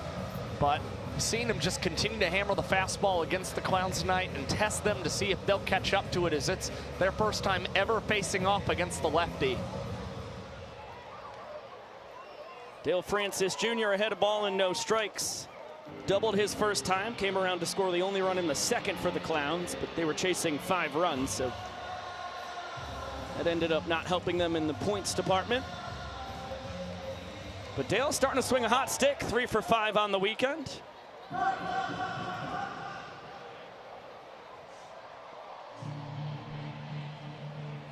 Yo, if you had one shot, one opportunity to seize everything you've ever wanted in one moment, would you capture it or just let it slip? His palms are sweaty, these weak arms are heavy. There's vomit on his sweater already. Mom's spaghetti, he's nervous, but on the surface he looks calm and ready to drop bombs. But he keeps on forgetting what he wrote down. The whole crowd goes so loud, he opens his mouth, but the words won't come out. He's choking how? Everybody's joking now. The clock's run out. Time's up, over, blow, snap back to reality. And we snap back to reality. 1-2 pitch. Fouled back. Not caught. Oh, Brandon and Jarius, they are superstars. So much fun having them around. That's going to be a strikeout, but Dale Francis Jr. on his horse beats it out to first. Alex Ziegler, the designated fielder, trying to grab a trick play. Good hustle. It'll go as a strikeout swinging. Drury's 5th of the night, but Francis with the hustle, able to reach on it. So a strikeout and a pass ball, I'm assuming. Josh nods his head in agreement. 0-1 coming to Joe Gray Jr. Make it 0-2. You talked about it earlier. A high strikeout rate was part of what the Brewers talked about with Joe Gray and their acknowledgement of him as AD, no chance, swinging bunt. But Josh, you told the story very well back on the opening night of the tour. The Brewers were also at fault for Joe Gray having that high strikeout rate. They had him get LASIK surgery and didn't realize that it actually made his vision regress. And all of a sudden, that's when his strikeout rate spiked. Yeah, it was really interesting because you saw that strikeout rate at 36.3% for Joe Gray. His WRC plus was just 65, making him quite below average in that respective minor league level. But eventually, Joe Gray started to see a little bit of a turnaround as from June 22nd onward, he wound up with a 101 WRC plus and definitely cut down on that strikeout rate. It went from what I said, 36% to 25.5%. It was because he went to the eye doctor and they realized the LASIK surgery made the vision in his left eye worse, not better. Had the wrong contact prescription in. That's pretty important, being able to see the baseball. Shattered bat. Rack cleans it up. as Kirkland Banks is retired. And here's Gillum.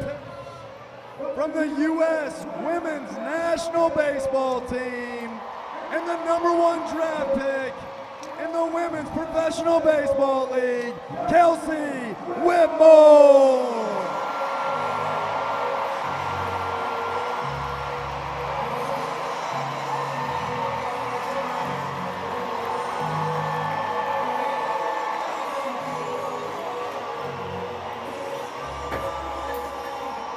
For a second straight night here at Angel Stadium, over 45,000 fans get to see the #1 overall pick in the Women's Professional Baseball League draft.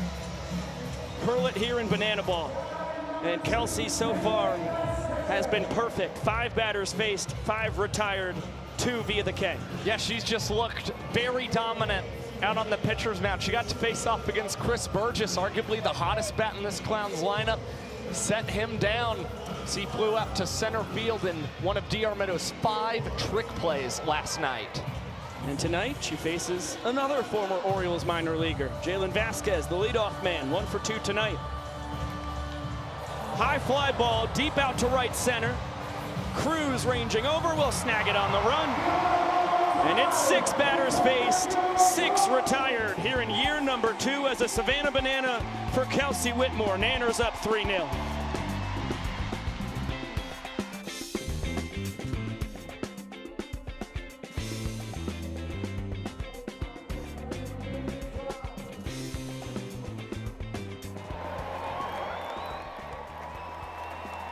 Fans, please join the Bananas and Clowns in honoring the men and women that serve this great nation as we salute our hometown heroes of the night.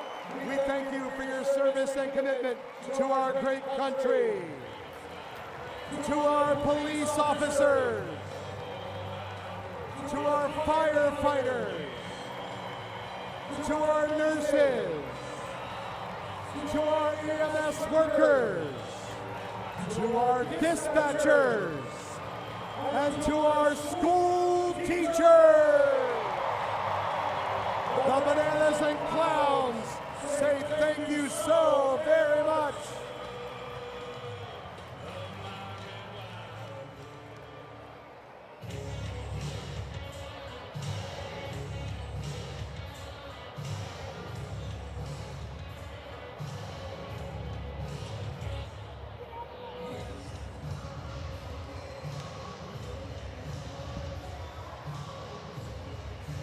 YouTube, I hope you're enjoying watching Eli Payton dance. Is this Poison? Who is this? Def Leppard.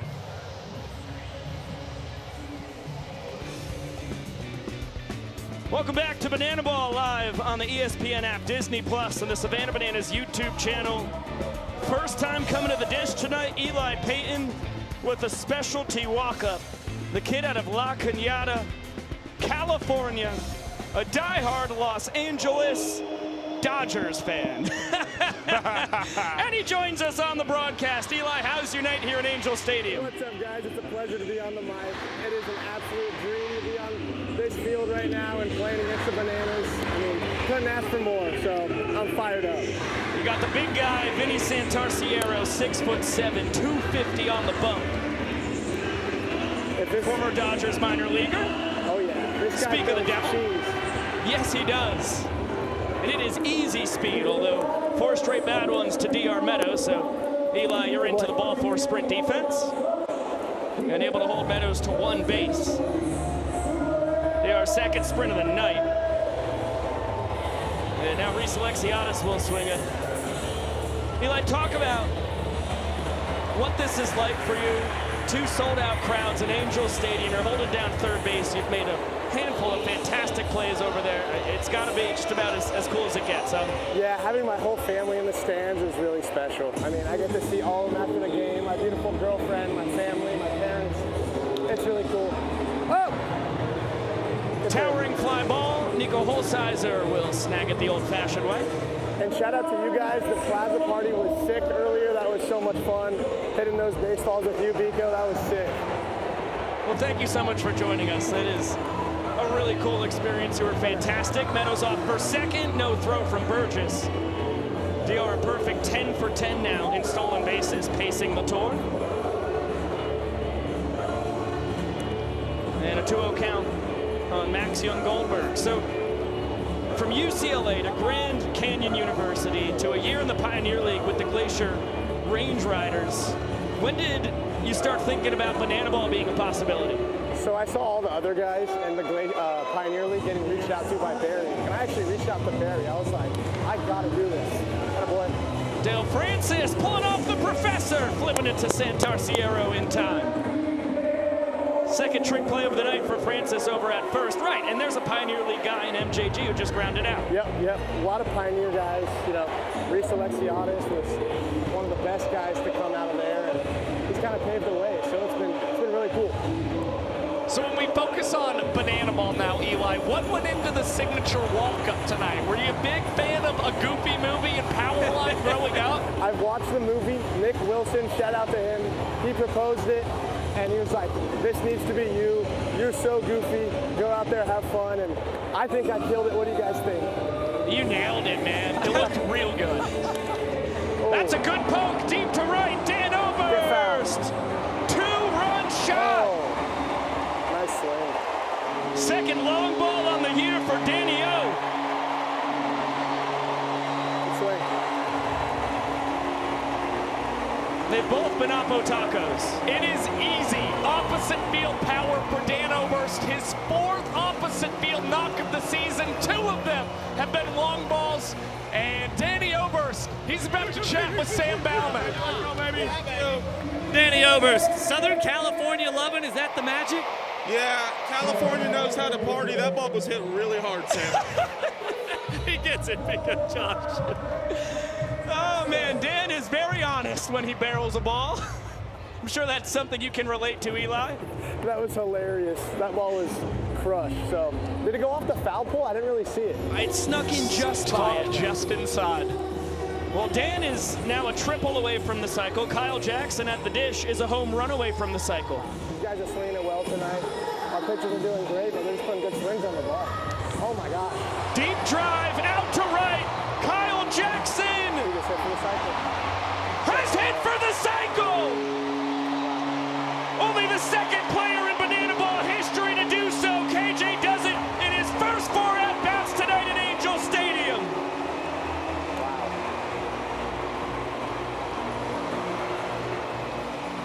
But Ken is something else.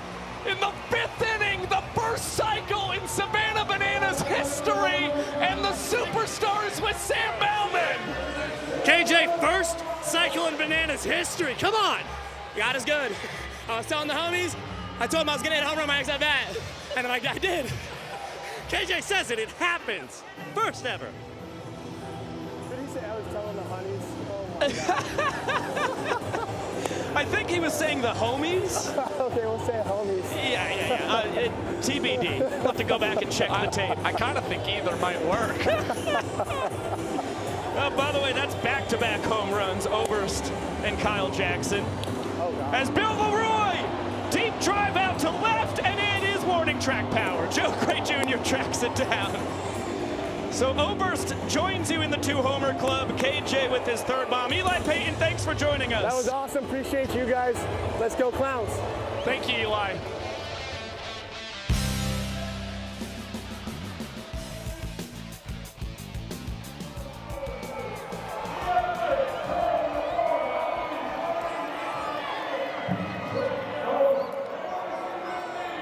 It's got what it takes to get all the way to the finish line.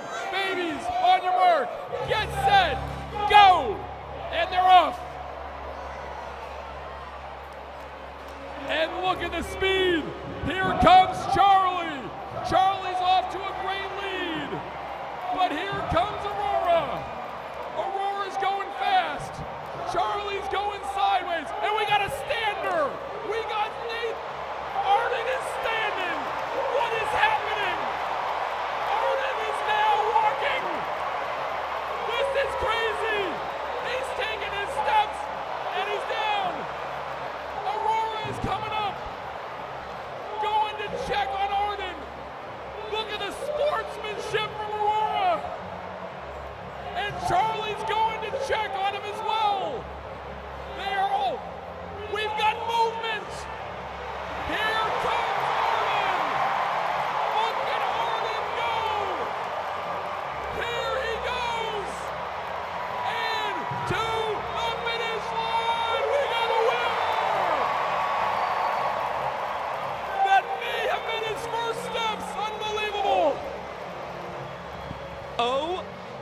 Atlanta. That kid just walked to win the world's slowest race.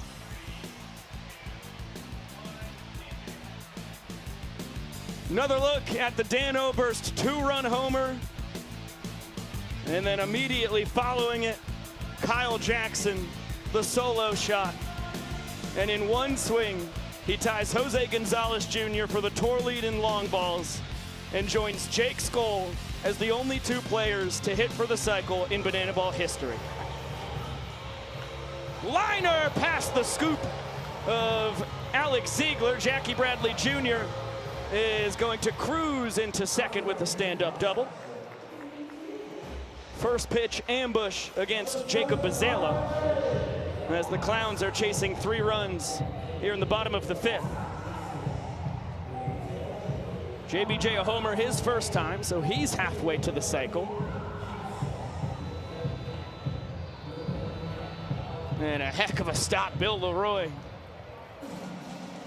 somehow keeps that close enough to him to keep Jackie Bradley Jr. on second and Bobby Leday in the batter's box.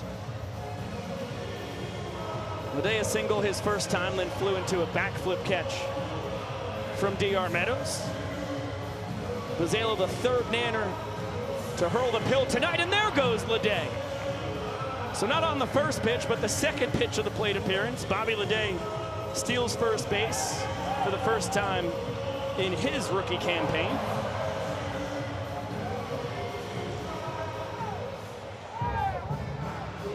He'll check on JBJ, nothing go. And Leday's second steal of the ball game is up to 6 on the year. Plugged Jackie Bradley Jr. in the tuchus, it looked like there. Well, this outing so far is going against a lot of the trends for Jacob Bazala, a guy who is still yet to allow an earned run this season for the Bananas. That is currently in jeopardy, and he hadn't allowed a hit to a left-handed batter until Jackie Bradley Jr. roped that double to open up the bottom of the 5th. Hot shot, knocked down by Kyle Jackson. Heave across the diamond in time. Takes a knock away from Chris Burgess. JBJ stays put at 3rd, Leday up to 2nd.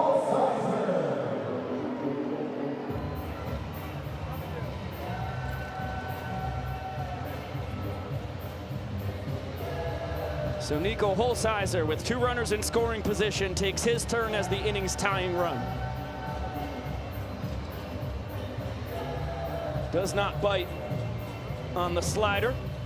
So a 4-seam fastball, curveball, splitter, and knuckleball in the repertoire for Jake Bazala, and that is a sword, as the kids call it. Another breaking ball, that time it fools Holsizer.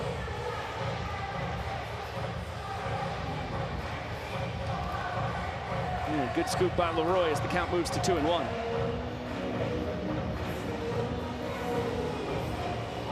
Couple Pennsylvania guys squaring off. So much about the Florida and California kids. But Holsizer out of Mountain, Pennsylvania. Bazala out of North Huntington, PA. And he wins the battle between the Keystone State kids. Goes back to the bender. Gets a huge strikeout for out number 2. Yeah, Big Red's having a pretty phenomenal start to his banana ball career. A guy drafted in the 10th round, second to last round for the Savannah Bananas. And they've been really impressed, the coaching staff, with what he has been able to do as Eli Payton lifts this one high in the air in foul territory. Alex Ziegler snags it behind the back, and it is another point tonight for the Savannah Bananas, and the first trick play of the night for their designated fielder.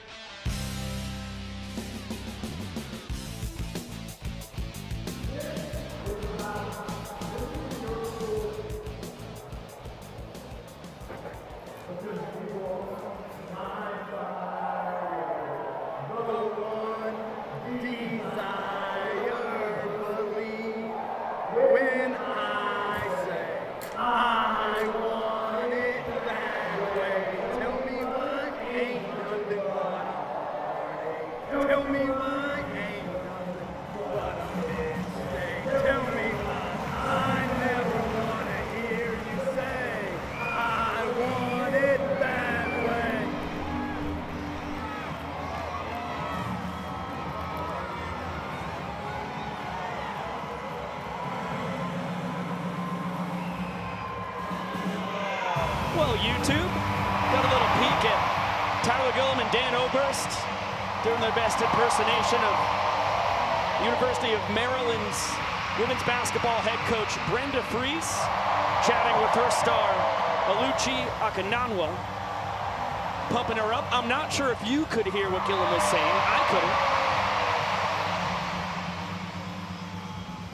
But the too long didn't read is, I believe in you, but you're going to have to want to do this yourself. And I assume that's to Dan Oberst about becoming the third player in banana ball history to hit for the cycle. He's a triple away. Not due up for a while, though. It's going to be Jackson Olsen, Robert Anthony Cruz, Ty Jackson, and Ryan Cox. 4 guys at the bottom of the order, leading off the top of the 6th inning. Still got Meadows, Alexiadis, Young, Goldberg, and then you get to Oberst.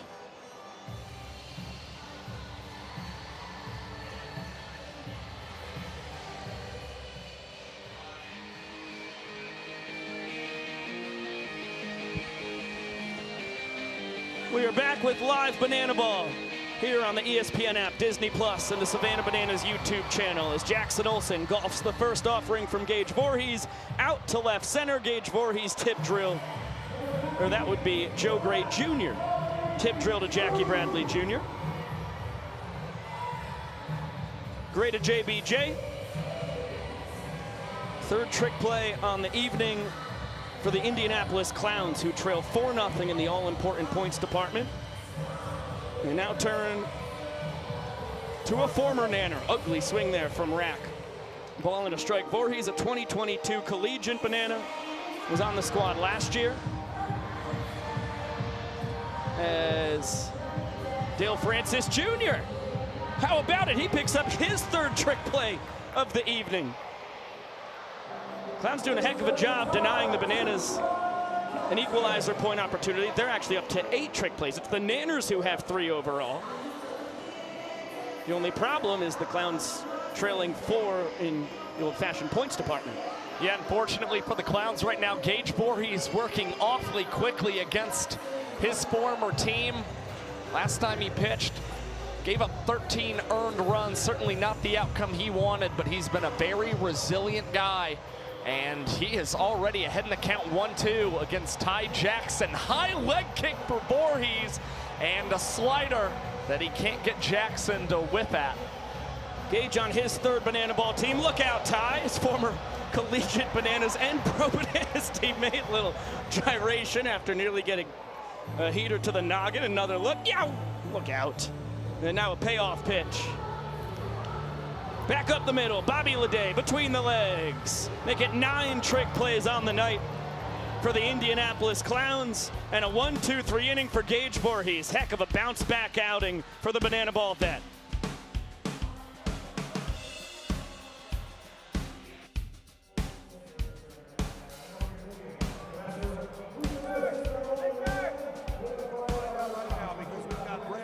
Jarius and Derek. They are all going to have to sing a song for you. It's a popular song, but in a random genre. This is Music Roulette, and you're going to decide who is the winner. All right, Brandon, let's take a look. What do we got? Fresh Prince of Bel-Air as a country song. Hit it.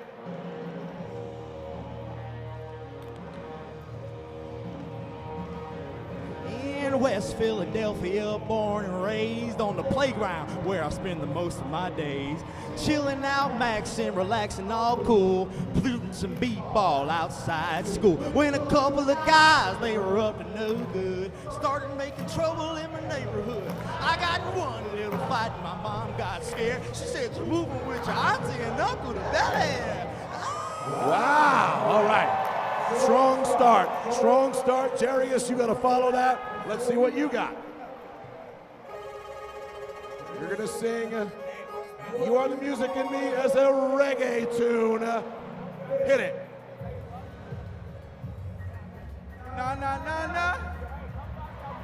Na na na na. Yeah. Oh, you are the music in me. Yeah.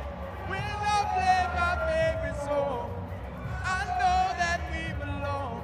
Oh, you are the music in me. All right, we're vibing. That was good too. Derek Klena, you got to take us home. You got some stiff competition. Let's find out what your fate is. What are we singing? We've got Hawk and Her as a Broadway musical. Take it away, Derek.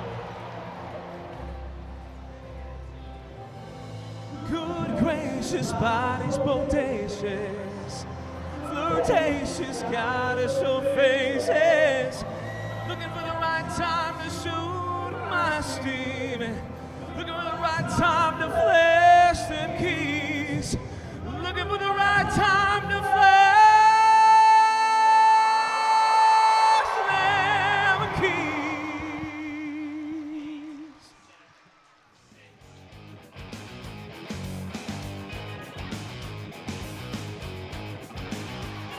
Welcome back to Banana Ball live on the ESPN app, Disney Plus, the Savannah Bananas YouTube channel from Angel Stadium in beautiful Anaheim, California.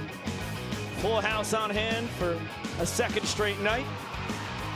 Folks listening to Derek Klena sing Hot in Here, Broadway style.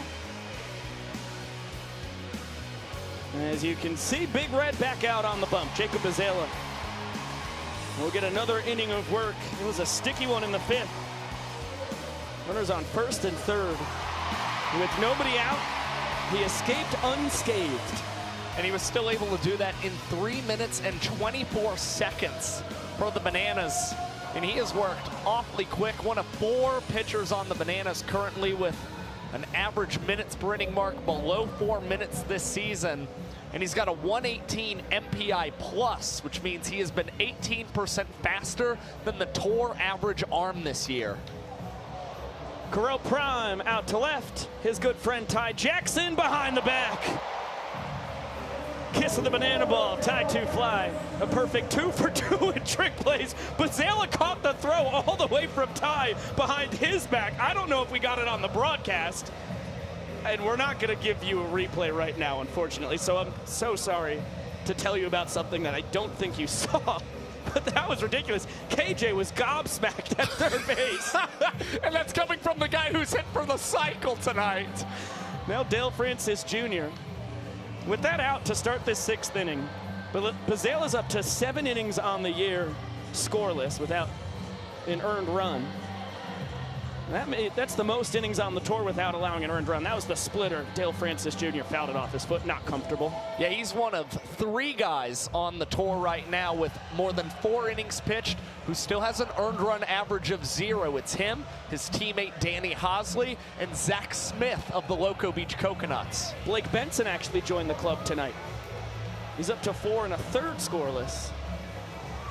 It's just a group of 4 as Bazela's dancing, and it looks like Jesse Cole's out on the field. To pitch, a 3-time All-Star who pitched a no-hitter for your Anaheim Angels. Please welcome Jared Weaver!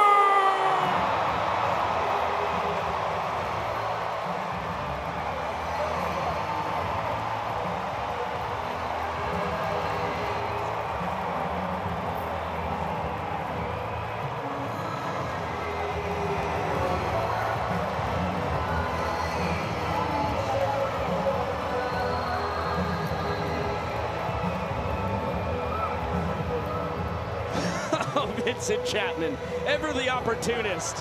What a special treat this is for the over 45,000 fans on hand here in Angel Stadium. 43 years old, Jared Weaver. You take a look at the career, a fantastic one. Every single season in the bigs except for one spent here in Anaheim. Yeah, Jared Weaver, just one of the greatest pitchers in Angels franchise history. I mean, the ace for the early to mid 2010s, of course, threw that no-hitter in 2012. He even got to start the 2012 All-Star game in Kansas City as well. I mean, he had a heck of career and is very beloved here. Ball and a strike on Joe Gray Jr. Battle of Titans here. Another fastball high and tight. To a guy who spent 6 years in minor league baseball against a guy on the mound who spent a dozen years in the bigs.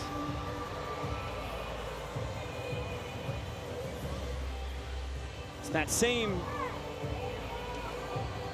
easy windup for the 6'7" righty. Jared Weaver not thrilled he gave up the ball for a sprint. As Joe Gray Jr. representing the inning winning run is aboard for a third time tonight. Couple sprints and a single. Kyle Jackson handed the ball back to Jared Weaver, gave him a little pep talk as he now climbs back on the mound. And you can just see how competitive he still is. I mean, this is a guy had 3 straight years finishing in the top 5 in Cy Young voting. DR Meadows, tip drill. Reese Alexiadis will tip it himself. Meadows gets the trick play. Alexiadis there to secure it. And Jared Weaver pulling off whatever the heck that dance is that I still don't know about with Jake Bazella as they combined for a scoreless bottom of the 6th inning. And along the way, Meadows nabbing his tour-leading 21st trick play on the year.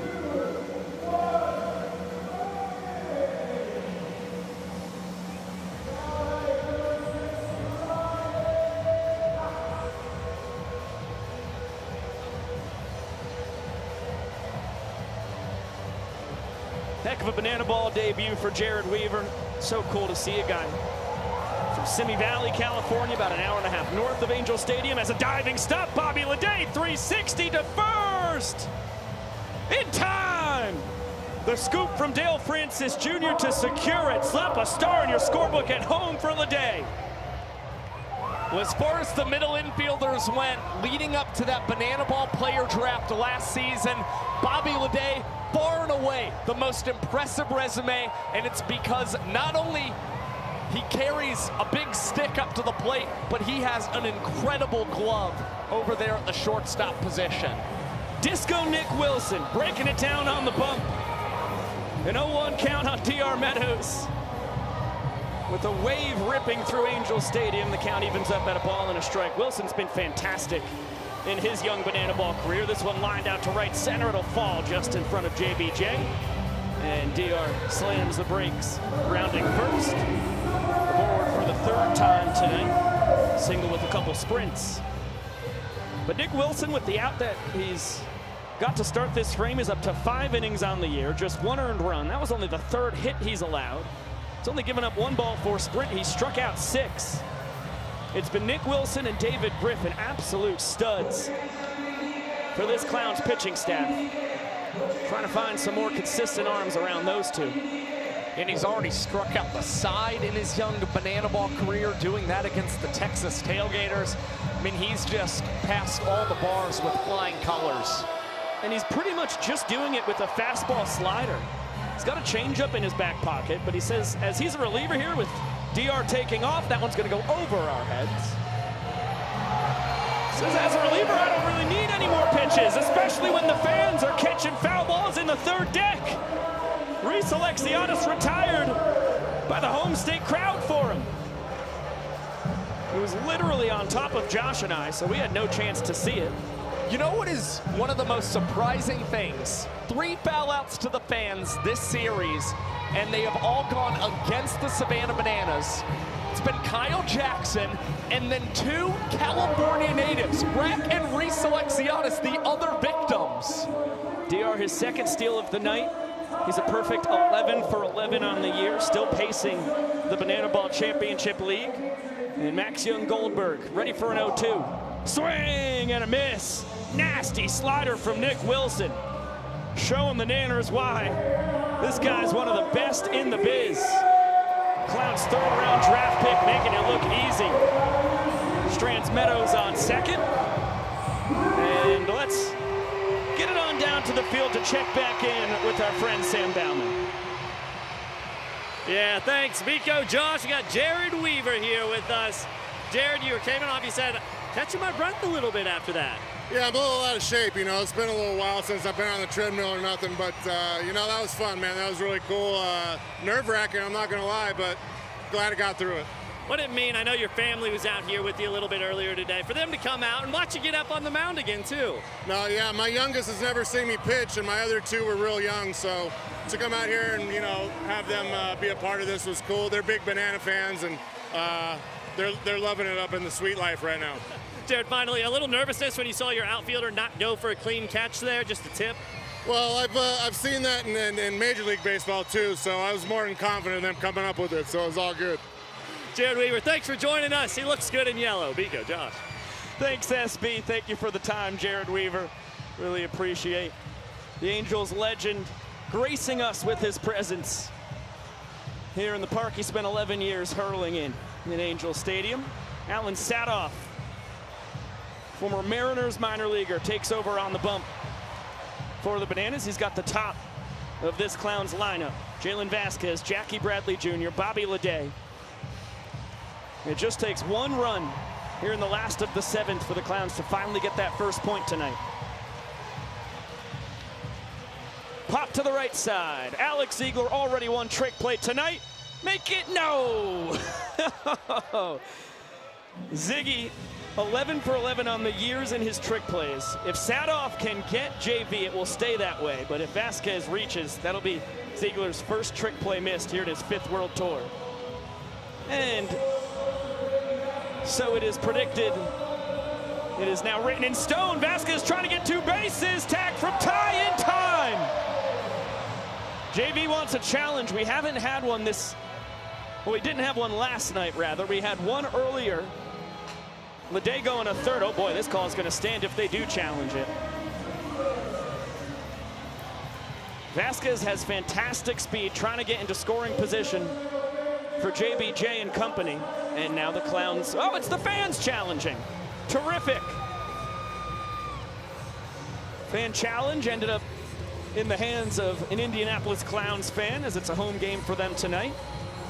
But unfortunately, although I think it was the perfect play to challenge, bang bang at second, late in the game, big moment. Vincent Chapman certainly made the right call there. And Andrew Gerard, the crew chief, confirms it. Well, if I'm a fan here in this ballgame, I get that fan challenge, the confetti popper in my hand. I want to use it. I don't want to go home having not popped it. I like the call by the fans, unfortunately not able to work out for them or the Indianapolis Clowns. So the Nanners defense pick up their big righty.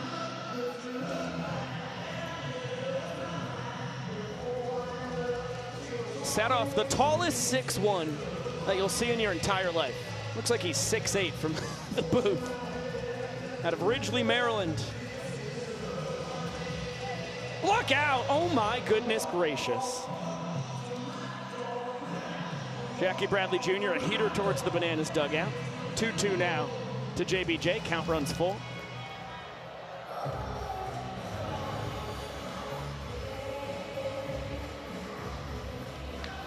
And that's a scorcher into right field. Alexiadis look towards first. No offer. And don't look now, but Jackie Bradley Jr. is a triple away from the cycle. 3 for 4 on the night. Inning-winning run back aboard. Was only on base for a second before JV was out at second, thanks to the Banana sprint defense, as Bobby Leday with the cloud scraper out to right. And wow, Alexiadis. Jump scare for Jackson Olsen as the Nanners right fielder makes the play. And Alexiadis, you see him just smiling right at Jackson Olsen the minute he makes that catch. I mean, that is just 2 teammates having a little bit of fun with one another. We did not realize live that Jackie went for the behind-the-back catch. Oh, yeah. Oh, yeah. 2-0 count on Chris Burgess. Worm burner to Ryan Cox. Between the leg trick play. Alex Ziegler behind the back. A double trick play from the Nanners Keystone State connection. And Big Alan Sadoff puts up a goose egg. Nanners now down just 2 trick plays as they pursue the equalizer point.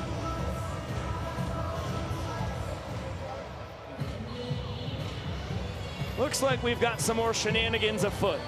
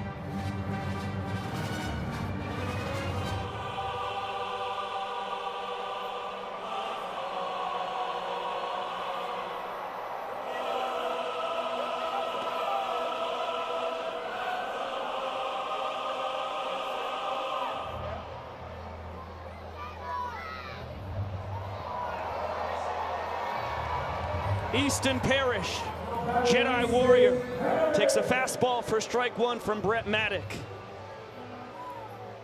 The 8th Indianapolis Clown to pitch tonight. Misses down and in with the bender. Oh my gosh, shattered bat. The lightsaber only lasts for one swing.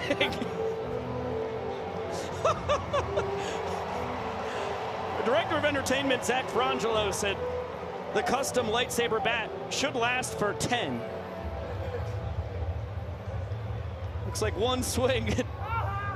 Parrish is back to his usual weapon of choice, and he goes down swinging with the old-fashioned bat. Brett Maddock, welcome to the ball game. Strikeout on his first foe-faced.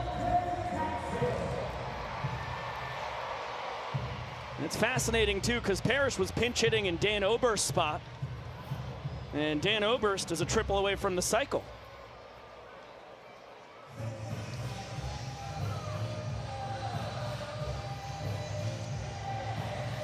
Two balls and no strikes on Kyle Jackson, who has already hit for the cycle.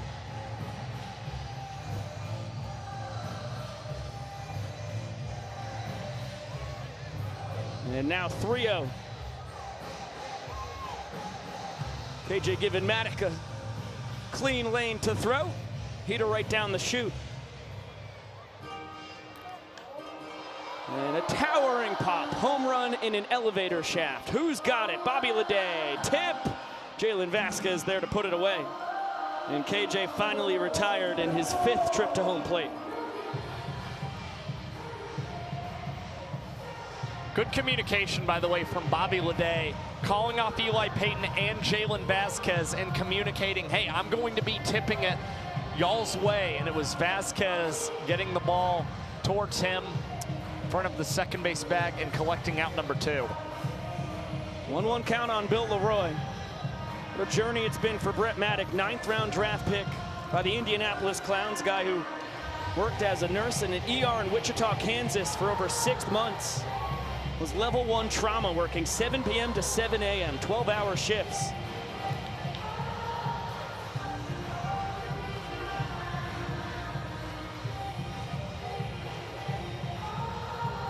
Became a nurse because he wanted to help people out and have an impact on folks.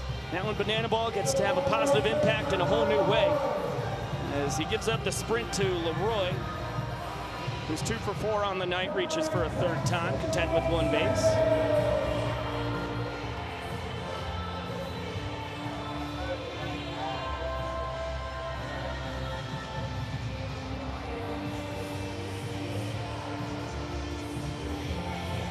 Brett showed up to the Banana Ball tryout in Kansas City in his full scrubs. Bryce Grozaffi fakes a steal towards second base. And there's designated runner used for a 2nd time tonight.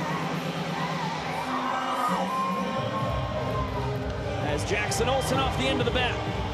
Nico Holsizer there for out number 3. And Maddock puts up an all-important 0 for the Indianapolis Clowns. Looking for a point before we get to our final inning.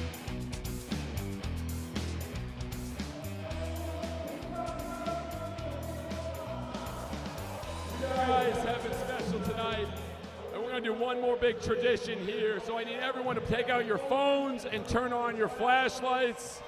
Everyone all the way around the stadium, turn on your flashlights. And I want you to sing as loud as you can, A Little Yellow. Here we go.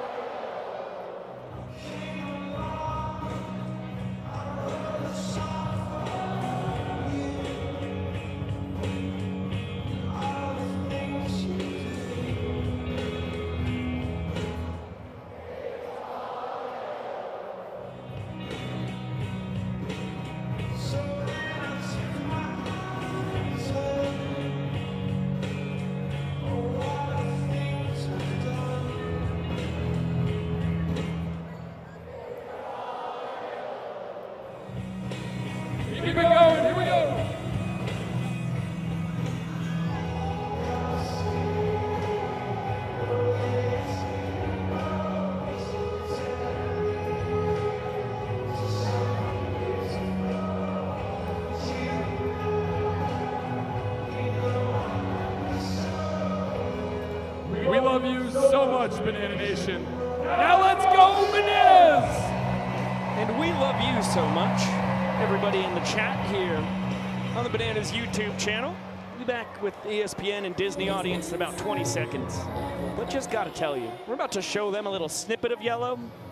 We love you, YouTube.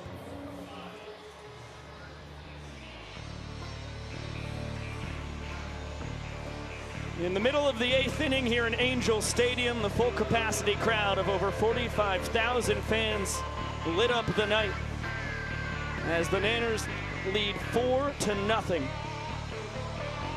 With Nico Holsizer, Eli Payton, and Correll Prime due to swing it. Tristan Levesque, new man out of the mound for the Nanners. Towering pop goes into the seats. Not caught. And the Bananas are trying to chase the equalizer point, see if they can potentially earn it. Down 3 trick plays as things stand right now. Levesque threw his first 5 1/3 innings pitched. He has induced 6 trick plays behind him, hoping he can try and get 3 or 4 here for the Savannah Bananas. Looping curveball in for strike 2. And then goes to the changeup, but misses wide. Brett Maddock put up a very important 0 for the Clowns. Kid out of Oakdale, California. 5 hours up the road in the Bay Area. Setting up his offense for a chance to get their first point with just 1 run here in the last of the 8th. As the count is now full on Holsizer. 0 for 3 on the day, and that changes with 1 swing. There will certainly be extra bases. 3rd double of the year for Nico here in his rookie campaign. And I'm sure any baseball player, banana ball player out there, that's a feeling that they can relate to immensely. Hardest thing to do in sports, hit a baseball. Nico so thankful to be on second base. As Eli Payton giving the fans an opportunity. They catch it on a bobble, but it has to be a clean catch, so no out. Payton, another Cali kid here on the Clowns as Jackson Olsen reacts to a tough hop, but going for the trick play, pulls Max Young Goldberg off the bag.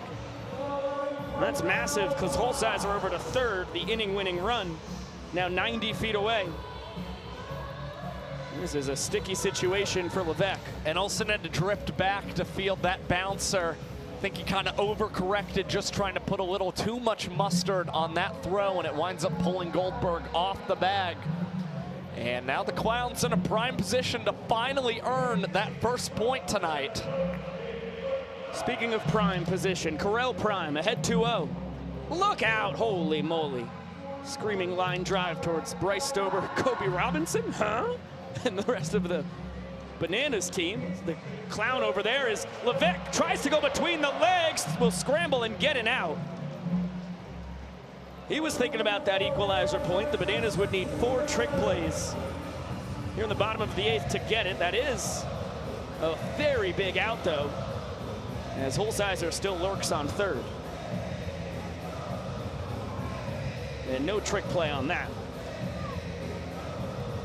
Ball and no strikes to Dale Francis Jr.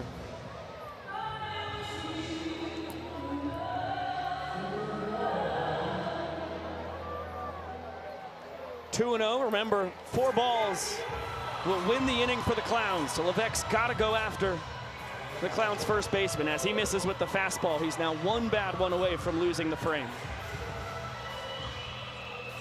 Pours a fastball in there that misses the zone. So Dale Francis Jr., his first career banana ball walk-off, and the Clowns have life. They trail 4-1 going to our final inning where every run scored counts as a point.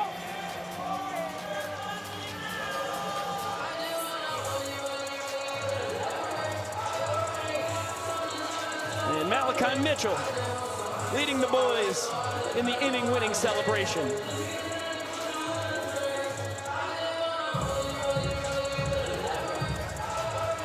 The Clowns denied the Bananas the equalizer point. And they trail by 3 going to the 9th. We'll hand it over to the young professor to tell you what that means.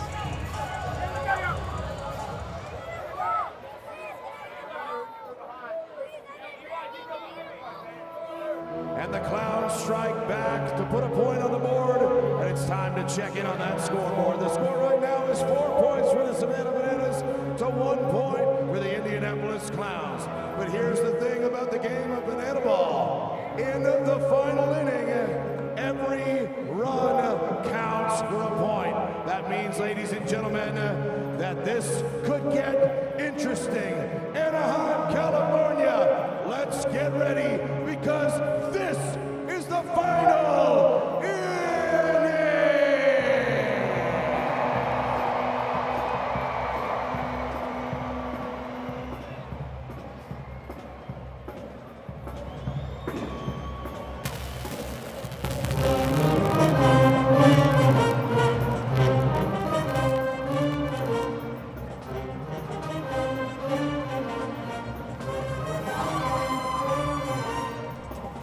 They told him, don't you ever come around here. Don't want to see your face, you better disappear. The fire's in their eyes and the words are really clear. So beat it, just beat it. You better move, you better go while you can. Don't want to be no runner with the macho man. You want to be tough, better do what you can. Just beat it. But you want to be bad, just beat it. Beat it. No one wants to beat it, beat it. Oh no. So how fucking strong is your right? It doesn't matter who's wrong or right. Just beat it. Just beat it. Beat it. Beat it. Beat it. Just beat it. You wanna run, you better do what you can. Don't wanna be a boy, you wanna be a man. You're running for your life, better do what you can. So beat it. Just beat it. You gotta prove it that you're really not scared. You're playing with your life, this ain't no truth or dare. They'll kick you, they'll beat you, they'll tell you it's fair, so beat it. But you wanna be there, just beat it. Beat it, beat it. No one wants to beat it, beat it. Show them how fucking strong is your right. It doesn't matter who's wrong or right, just beat it. Beat it. No one wants to beat it, beat it. Show them how fucking strong is your right.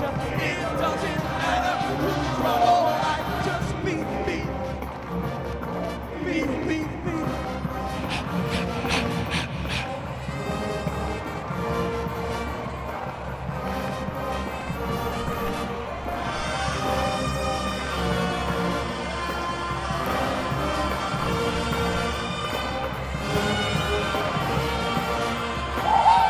Here we go!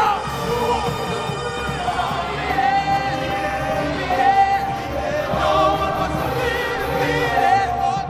Show them how fucking strong is your fight. It doesn't matter who's wrong or right, just beat it. Beat it.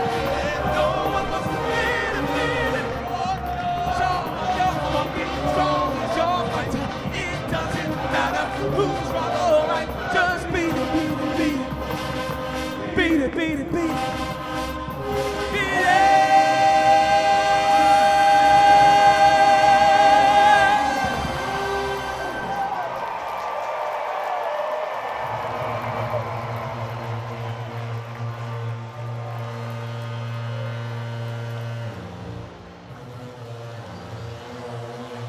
You ever watching a banana ball game and a musical breaks out?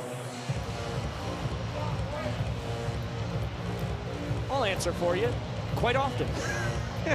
But that was magnificent as Flash and Nisnik still stare each other down. I think they want to get the actual beat it procedure, like you wrap their wrists and then they get knives in the other hand, you know, like the music video? Yeah, oh yeah. Also, Jack Johnson and Andy Sandberg, they did a play on that as well. I don't think I've seen that one. Oh, come on now, Jack I'm dead Johnson music serious. video? Yeah. At or With Me, great song. But I'm very familiar with the Michael Jackson music video. Yeah, Jack I just listened for the Eddie Van Halen solo. No, Jack breaks out the knife and he's like, I thought we were doing Beat It. And Andy's like, no. That's pretty good. Yeah, and I won't spoil what happens next, but Sandberg's got a plus to beat it, I'll tell you that much. I mean, what's going to happen here? It seems like a standoff. Right. Noah Nisnik is walking away like he has won. And Reynoso on the pitcher's mound, he just had to patiently wait to start throwing his warm-up pitches. Dion Reynoso. How cool is it to see the twin brother of legendary collegiate banana, Levon Reynoso. Levon, 2021 and 22 summers in Banana Land, won pennant cups at each campaign. And we saw Dion on the other side of the coin. Talked about it on the pregame show with Sam Bauman. When Dion was a Spartanburger in the summer of 2021, it was the first time he was ever on the opposite side of the field of his twin brother, Levon. He was snagged in the 7th round of the Banana Ball draft. Spent 2 years in the Los Angeles Angels minor league system. The slider, as you see right there, is disgusting. The fastball has been up to 98. Last summer he sat at 95 miles an hour in the Frontier League, and Robert Anthony Cruz says, I like what I'm seeing here. Wraps that one down the right field line, leadoff double for Rack to kick off the 9th. And this is what you were hoping to see from Robert Anthony Cruz, eventually his first multi-hit game of 2026 for the Savannah Bananas. And of course, every run scored in the final inning counts for a point. The Bananas with a chance to get even more insurance as Jackson lines this one into right field. Holzheiser will make the catch, and Cruz will tag up and reach third base safely. That's a productive out from Ty Jackson. It moves him to 1 for 4 in the scorebook tonight. But now 2 for 5, actually make it 3 for 5 in quality at-bats. He also stole first. Final answer, 3 for 6 in quality at-bats. Nope, back to 3 for 5. I digress. It has been a wild game. I'll give you a break here. Snip, snap, snip, snap, snip, snap. Ball and a strike on Ryan Cox. Infield in for the Indianapolis Clowns. Foul ball to the 3rd level, and it will end up landing in the 2nd deck. Coxie is exactly who you want up in this situation if you're the Bananas. 2-2 count. He is 0 for 3 tonight, but leading the tour with his .619 on base percentage, his .847 slug, and his 1.476 OPS in the 10-hole. What a weapon at the bottom of this Bananas lineup. Slider fouled away. Reynoso also has a splitter in his back pocket. And he's been sticking with a lot of off-speed stuff against the Savannah Bananas. Very surprising considering his fastball is what got him into that Angels minor league organization. Swing and a miss. There's the gas. Downright disgusting. Some serious run to it, and that's a massive K for Dion. And again, this guy originally was a position player at Erskine. Only in his final season did he start pitching, because he was touching 95, occasionally 98 miles an hour with the heater. It got the attention of the Angels organization, and then parlayed into 2 years spent in their minor league system. That one gets past Dion. Tough play for Peyton, and he throws it away. I don't think he had a chance to get the speedy DR Meadows. That brings home Rack. And the Nanners up 5-1 now. The Doctor, his 2nd hit of the ball game. He reaches for the 4th time tonight.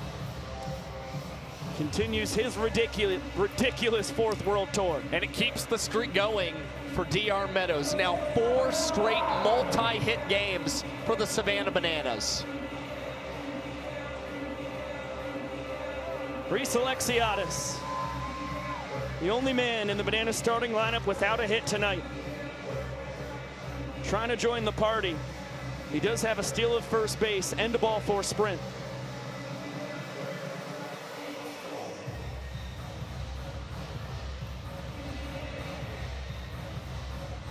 Well, I'll throw Ryan Cox into the equation as well.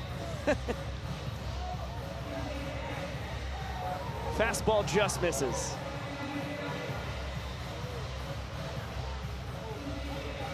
3-1. There goes Meadows. It's going to be ball 4. Clowns got to be serious about their sprint defense here. They get it around the infield. Meadows getting the windmill.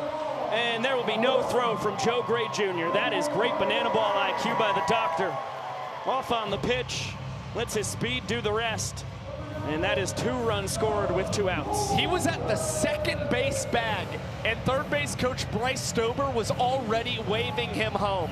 He was gauging that Clowns defense, knew that it wasn't quite up to snuff, and brings in a second point in the inning as Jalen Vasquez will range into shallow right field and record the 3rd out of the top of the 9th, but not before the Bananas now extend their lead to 6-1 over the Indianapolis Clowns. Let's get it back down to the young professor. The Savannah Bananas tack on 2 in the top of the 9th inning, and the score is now 6-1 in favor of the Savannah Bananas. But as I mentioned, ladies and gentlemen, in the final inning, every run counts for a point. And you better believe the Indianapolis Clowns are looking to make a splash here. I have seen stranger things happen, but we will find out, because ladies and gentlemen of Anaheim, California, get loud, because it all comes down to this.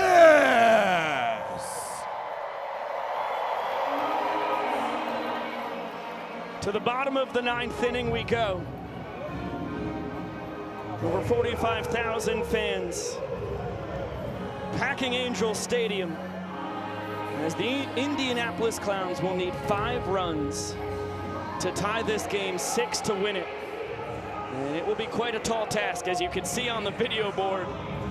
Up in right center field, Danny Hosley will be utilized for a 2nd straight night here in Anaheim.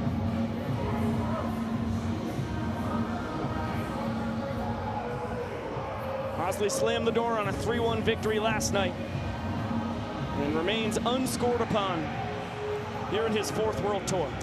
He's already taking the mound for the 7th time this season for the Savannah Bananas. 5 saves, albeit this one, or this situation, not a save opportunity for Danny Hosley. Nonetheless, the Bananas know that their closer lights out. 10 strikeouts this season. And for Danny Do-It-All, I mean, he has just been unbelievable throughout his banana ball career. The leader in career strikeout rate, and hoping he can come up with a couple more, as 9, 10, and 1 are due up in this Clowns order. Joe Gray Jr., Kirkland Banks, and then at the top of the order, Jalen Vasquez, followed by Jackie Bradley Jr.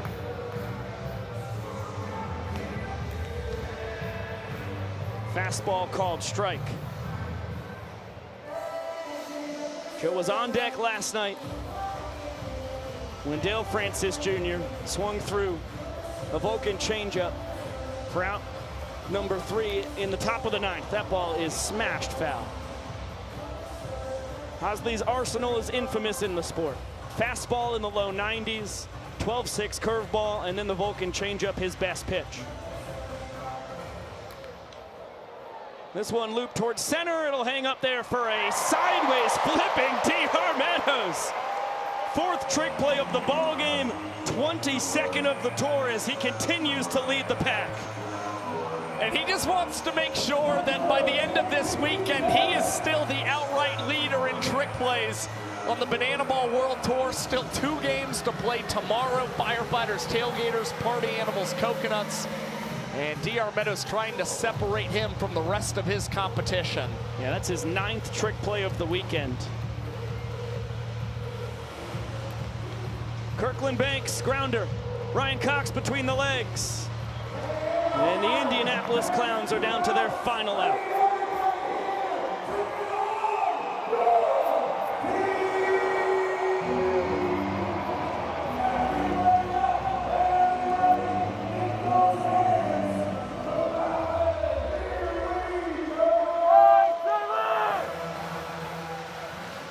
Everybody who is able on their feet here in Angel Stadium. Jalen Vasquez stands in between the Bananas and their 2nd straight series sweep. A high strike.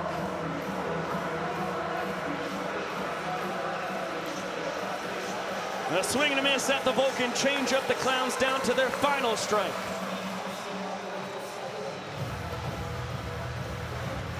Heck of a take by JV.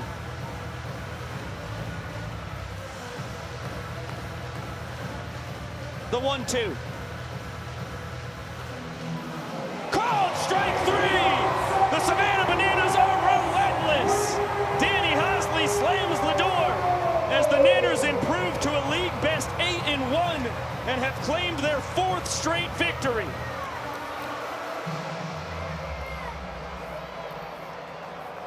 Whatever situation they are thrown into, they always find a way to beat you. The Bananas play all around great banana ball, and tonight 18 runs scored for the offense, 6 total points against the Indianapolis Clowns, and a 2nd straight series sweep for the boys in yellow, staying at the top in the standings of our Banana Ball Championship League.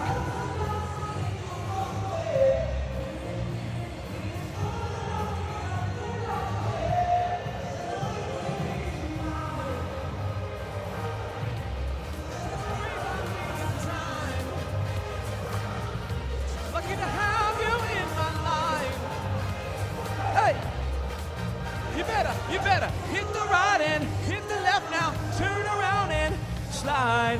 We made it through all the years and all the tears. We hit the moon, made it. We got a 1-step, 2-step through the ups and the downs. It's an angel across the bay. Living more than enough to get up and out your chair. Hey, celebrate with me tonight. Celebrate like we got time. So lucky to have you in my life. Hey, hey, you better hit the right and hit the left now. Turn around and slide. Oh, here we go.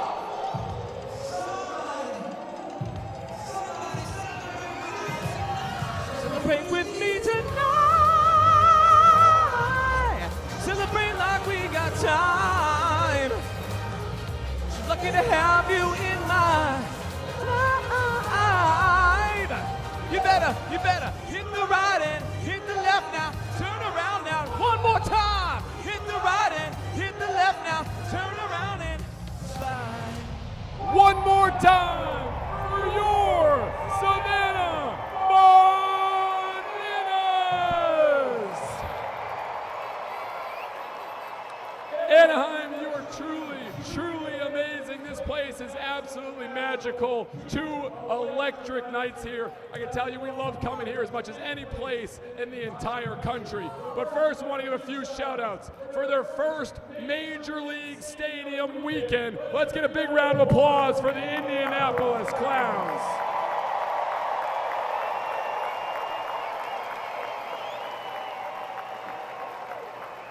We started this with just a goal to make baseball fun and put the fans first. But when you show up like this, you bring the energy, the electricity, the joy, the fun. You give us reason for why we do what we do. And we look around the last 2 nights, 90,000 fans. I'll tell you one thing, Banana Nation, we're just getting started. And so we're going to finish with a tradition. Captain Bill, here we go. What's up, Anaheim?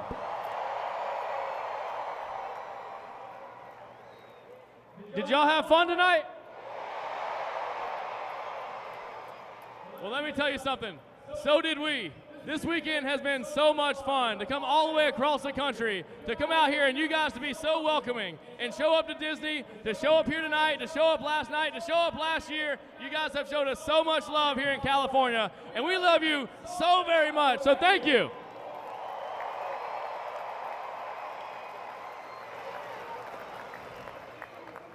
But I want to talk about something that I think is also really important. Right after this game, the Clowns and the Bananas, we're both about to be in the same locker room. We're a bunch of brothers out here tonight. By no means do either one of these teams want to lose to each other, because we're all brothers. But at the end of the day, we love each other more than anything. And we also love you guys so much. So I hope you felt loved here tonight, and I hope you felt welcomed. I hope you experience joy here in this place tonight, and I hope you take it, and I hope you spread it to the rest of the world, because we absolutely need it. So thank you, California, for being welcoming and just bringing the energy here tonight in this place.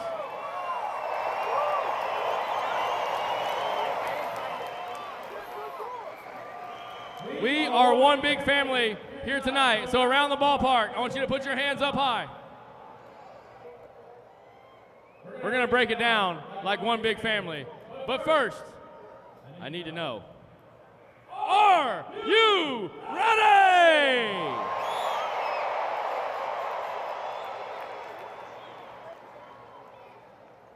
KJ's asleep. I said, are you ready?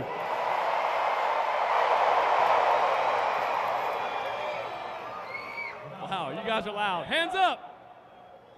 We're going to say fans first on 3, loud and proud. 1, 2, 3. We love you, Anaheim. Till next time.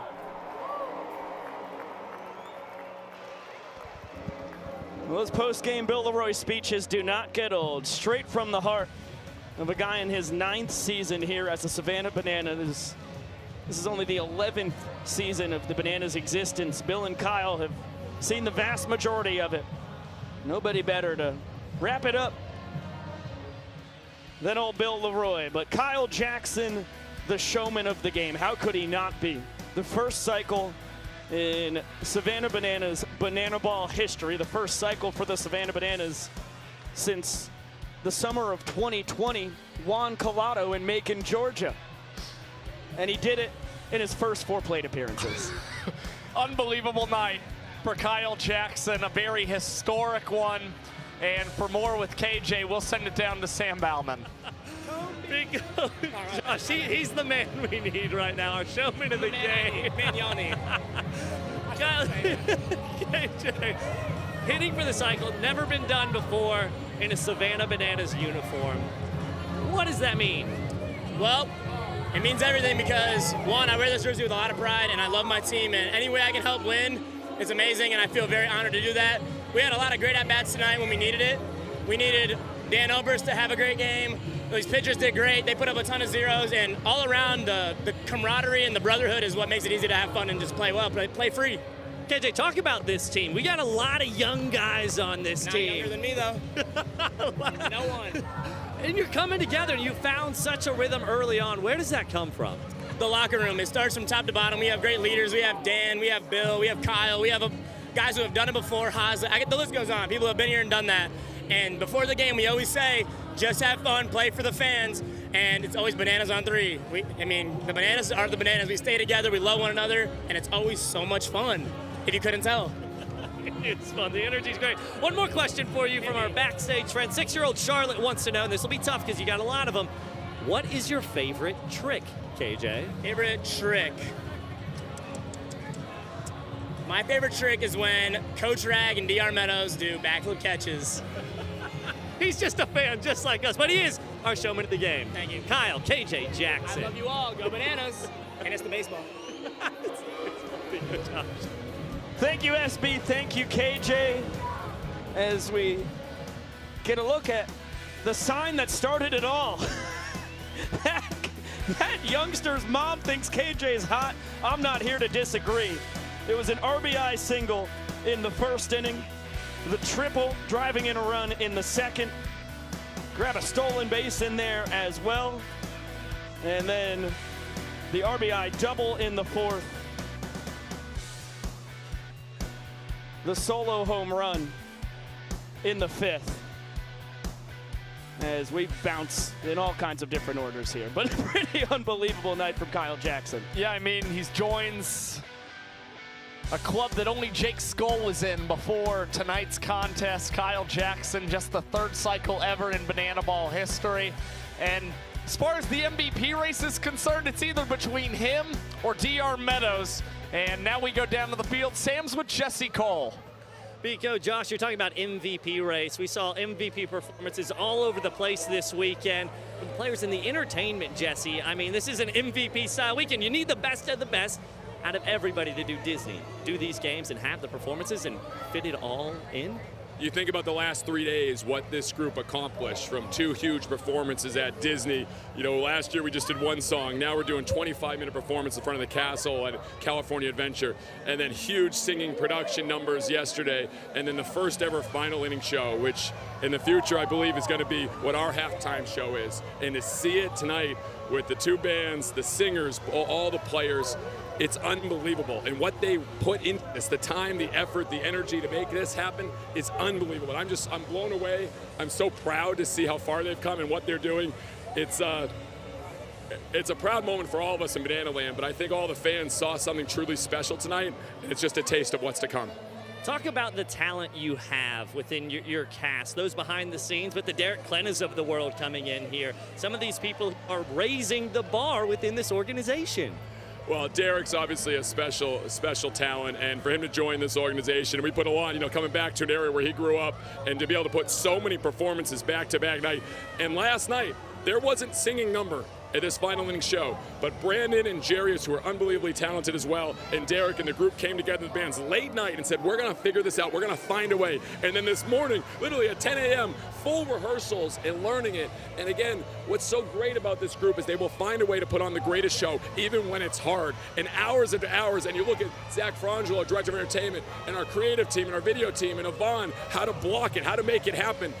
Man, that was a moment that I will never forget. But many people want to say, oh, it was just a 4-minute, dance and song. But what went into it, and also to get the game in, and the speed to make it happen and get to that final inning, just shows you Banana Ball can do anything that we put our minds to. And with this group, sky's the limit. Jesse, I was there at Disneyland, obviously. I watched the cavalcade end, and before you ran back behind stage, you ran up to Zach Frangelo, and you said to him, we're going to plus this next year. We weren't even done with the day, Jesse. That's the mindset I learned from Walt Disney and the spirit of him. He said, Disneyland's a living, breathing thing. The show will never be complete. We're always going to plus. And I think that's what we look at everything. I've learned so much from him, his spirit. And when you looked at that show, yeah, the shows were great, but I looked at the cavalcade and I watched those people sitting out, the fans in the sun for hours, and I was like, we got to give them a bigger show. We got to give them something I'm never going to forget. Yes, the high fives are great, and I felt it and I saw it. Our fans traveled from all over the country to come to Disney Day or to Bananas Day at Disney, and I want to make sure that they leave and they'll never forget it. And so that's what's great about this group. Not just myself, but everyone on our team. We're like, how can we make it a little bit better? And when you make things just a little bit better, that's how you achieve true greatness. And that's what we're doing. That's what we did this weekend. The Clowns to be in a Major League Stadium for their first time. Big performances, big numbers. I mean, that's intimidating. I'll never forget our first Major League Stadium in Houston, and a lot of things didn't go right. But the Bananas have been doing it for years. We get better every day. And they just came out here and put on a great performance, and they're only going to get better. And I just look at this whole group. I can't wait to see where we are next year. We're going to plus Disney. We're going to plus these Major League Stadiums. We're going to plus the show every step of the way. Good luck, Banana Nation. Guys, we're just a couple months into 2026, and we're looking ahead already. We're in the first inning, I'm pretty skeptical would say. Vico, Josh. Thank you, SB. Always awesome getting to hear from the man in the yellow tux himself, Jesse Cole, as we put a close to this wild 2-game set between the Savannah Bananas and the Indianapolis Clowns in Angel Stadium, and welcome you back inside with Josh Talevsky, Biko Scala. Thank you so much for spending your Saturday night with us here in virtual Banana Land. Another day with 3 games when it comes to Banana Ball, a fantastic one at that. And the Nanners offense tonight, prolific. This is a squad that has not gotten to play as the away team before this year since 2023, and boy, they were firing on all cylinders. Yeah, and they're making the most of it. I mean, the Bananas have only lost 1 game this season. It did happen to come when they were playing as the visiting team, but even in those other games, you have seen the offense very solid, very consistent. They are really enjoying getting all of those at-bats and plate appearances, and the Bananas, of course, took advantage of things early in the contest, some steals of first base on wild pitches and passed balls, ball 4 sprints issued by Clowns pitching, but they still hit their way to victory. Again, when they need to beat you with pitching, they can do that. When they need to beat you from a trick play standpoint, they're more than capable of doing so, and tonight they were able to win with pretty prolific offense, and certainly on the back of Kyle Jackson having the 3rd cycle in Banana Ball history. And look, The Nanners, they've got 8 wins now this season. Kyle Jackson, he's been the showman of the game in 4 of them. That is certainly a massive impact that their superstar third baseman has had. We have 2025's Rookie of the Year runner-up behind Andy Cosgrove. And as you mentioned at the end of the game right there, he is one of the front runners to take MVP here in 2026. It will be fascinating. So the Bananas improved to 8-1 on the year. They still have not clinched the 1 seed in the Banana Ball Open because in 2 weeks' time, when the Bananas face off against the Texas Tailgaters in Chapel Hill at Kenan Stadium, if the Tailgaters can win tomorrow in Scottsdale, Arizona, a Tailgater sweep would mean they would take the 1 seed from the Nanners, and we cannot wait to see how it goes down. 2 games from the campus of UNC right here on the Savannah Bananas YouTube page. It will be a Saturday 7 p.m. and then Sunday 3 p.m. Eastern. What a blast it's going to be in 2 weekends' time. I mean, it's going to be a thrilling series. Again, the Tailgaters know the goal now is to make sure that they can beat the Firefighters tomorrow to try and potentially sweep those Bananas in Chapel Hill and play spoiler to claim that 1 seed in the Banana Ball Open. So that'll be a big game that you do not want to miss tomorrow afternoon. And then that sets up what we've been talking about this whole early part of this 2026 Banana Ball Championship League. The Open, April 16th to the 19th. The top 4 teams will make it. The Bananas are still the only team that have clinched a spot. And even though the Clowns are 2-7, they are still not out of it because they could still, with 2 wins, sneak into that 4 spot. Yeah, that's right. They've got a little pressure on them right now, but they get to play the Loco Beach Coconuts. It's going to be a battle of those expansion teams, so it's going to be really exciting to see what happens as we get closer and closer to that Banana Ball Open. As you now get a look at the standings here tonight, the Bananas are now 8-1. Tailgaters already conquered the Firefighters tonight. They improved to 5-3, now in 2nd place, all on their lonesome. And the Loco Beach Coconuts, they pulled off a rather surprising upset of the Party Animals, claiming the 3-1 victory. It'll be fascinating tomorrow afternoon. 1 p.m. Eastern, you can see the Coconuts and Party Animals battling in Conway, South Carolina. And then it will be 4 p.m. Eastern, the Firefighters and Tailgaters doing battle in Scottsdale, Arizona. And we've already set the stakes for that contest. So 2 Banana Ball games on the docket tomorrow, or as Josh would say, 2 Banana Ball games on the docket!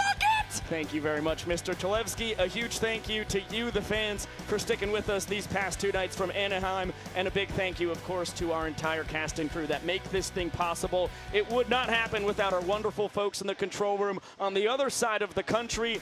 Carry the one right now. We're looking at, it's literally the next day in Savannah, Georgia. So thank you to Chris Haynes, our director, and our fantastic crew on the replay and the graphics and the sound. You guys are the best in the biz. And a big thank you to our entire crew here in Savannah as well, our camera operators, everybody running audio, our engineers, our producer Chad Reese, our executive producer Josh Richardson, for Sam Bauman down on the field, for Josh Tolevsky up here in the booth with me. I am Biko Scala saying so long for now. Make sure to check out those games on the Party Animals YouTube channel at 1 p.m. tomorrow, and then the Firefighters YouTube channel at 4 p.m. Eastern. Until then, Josh and I will see you in the chat, and we will see you later!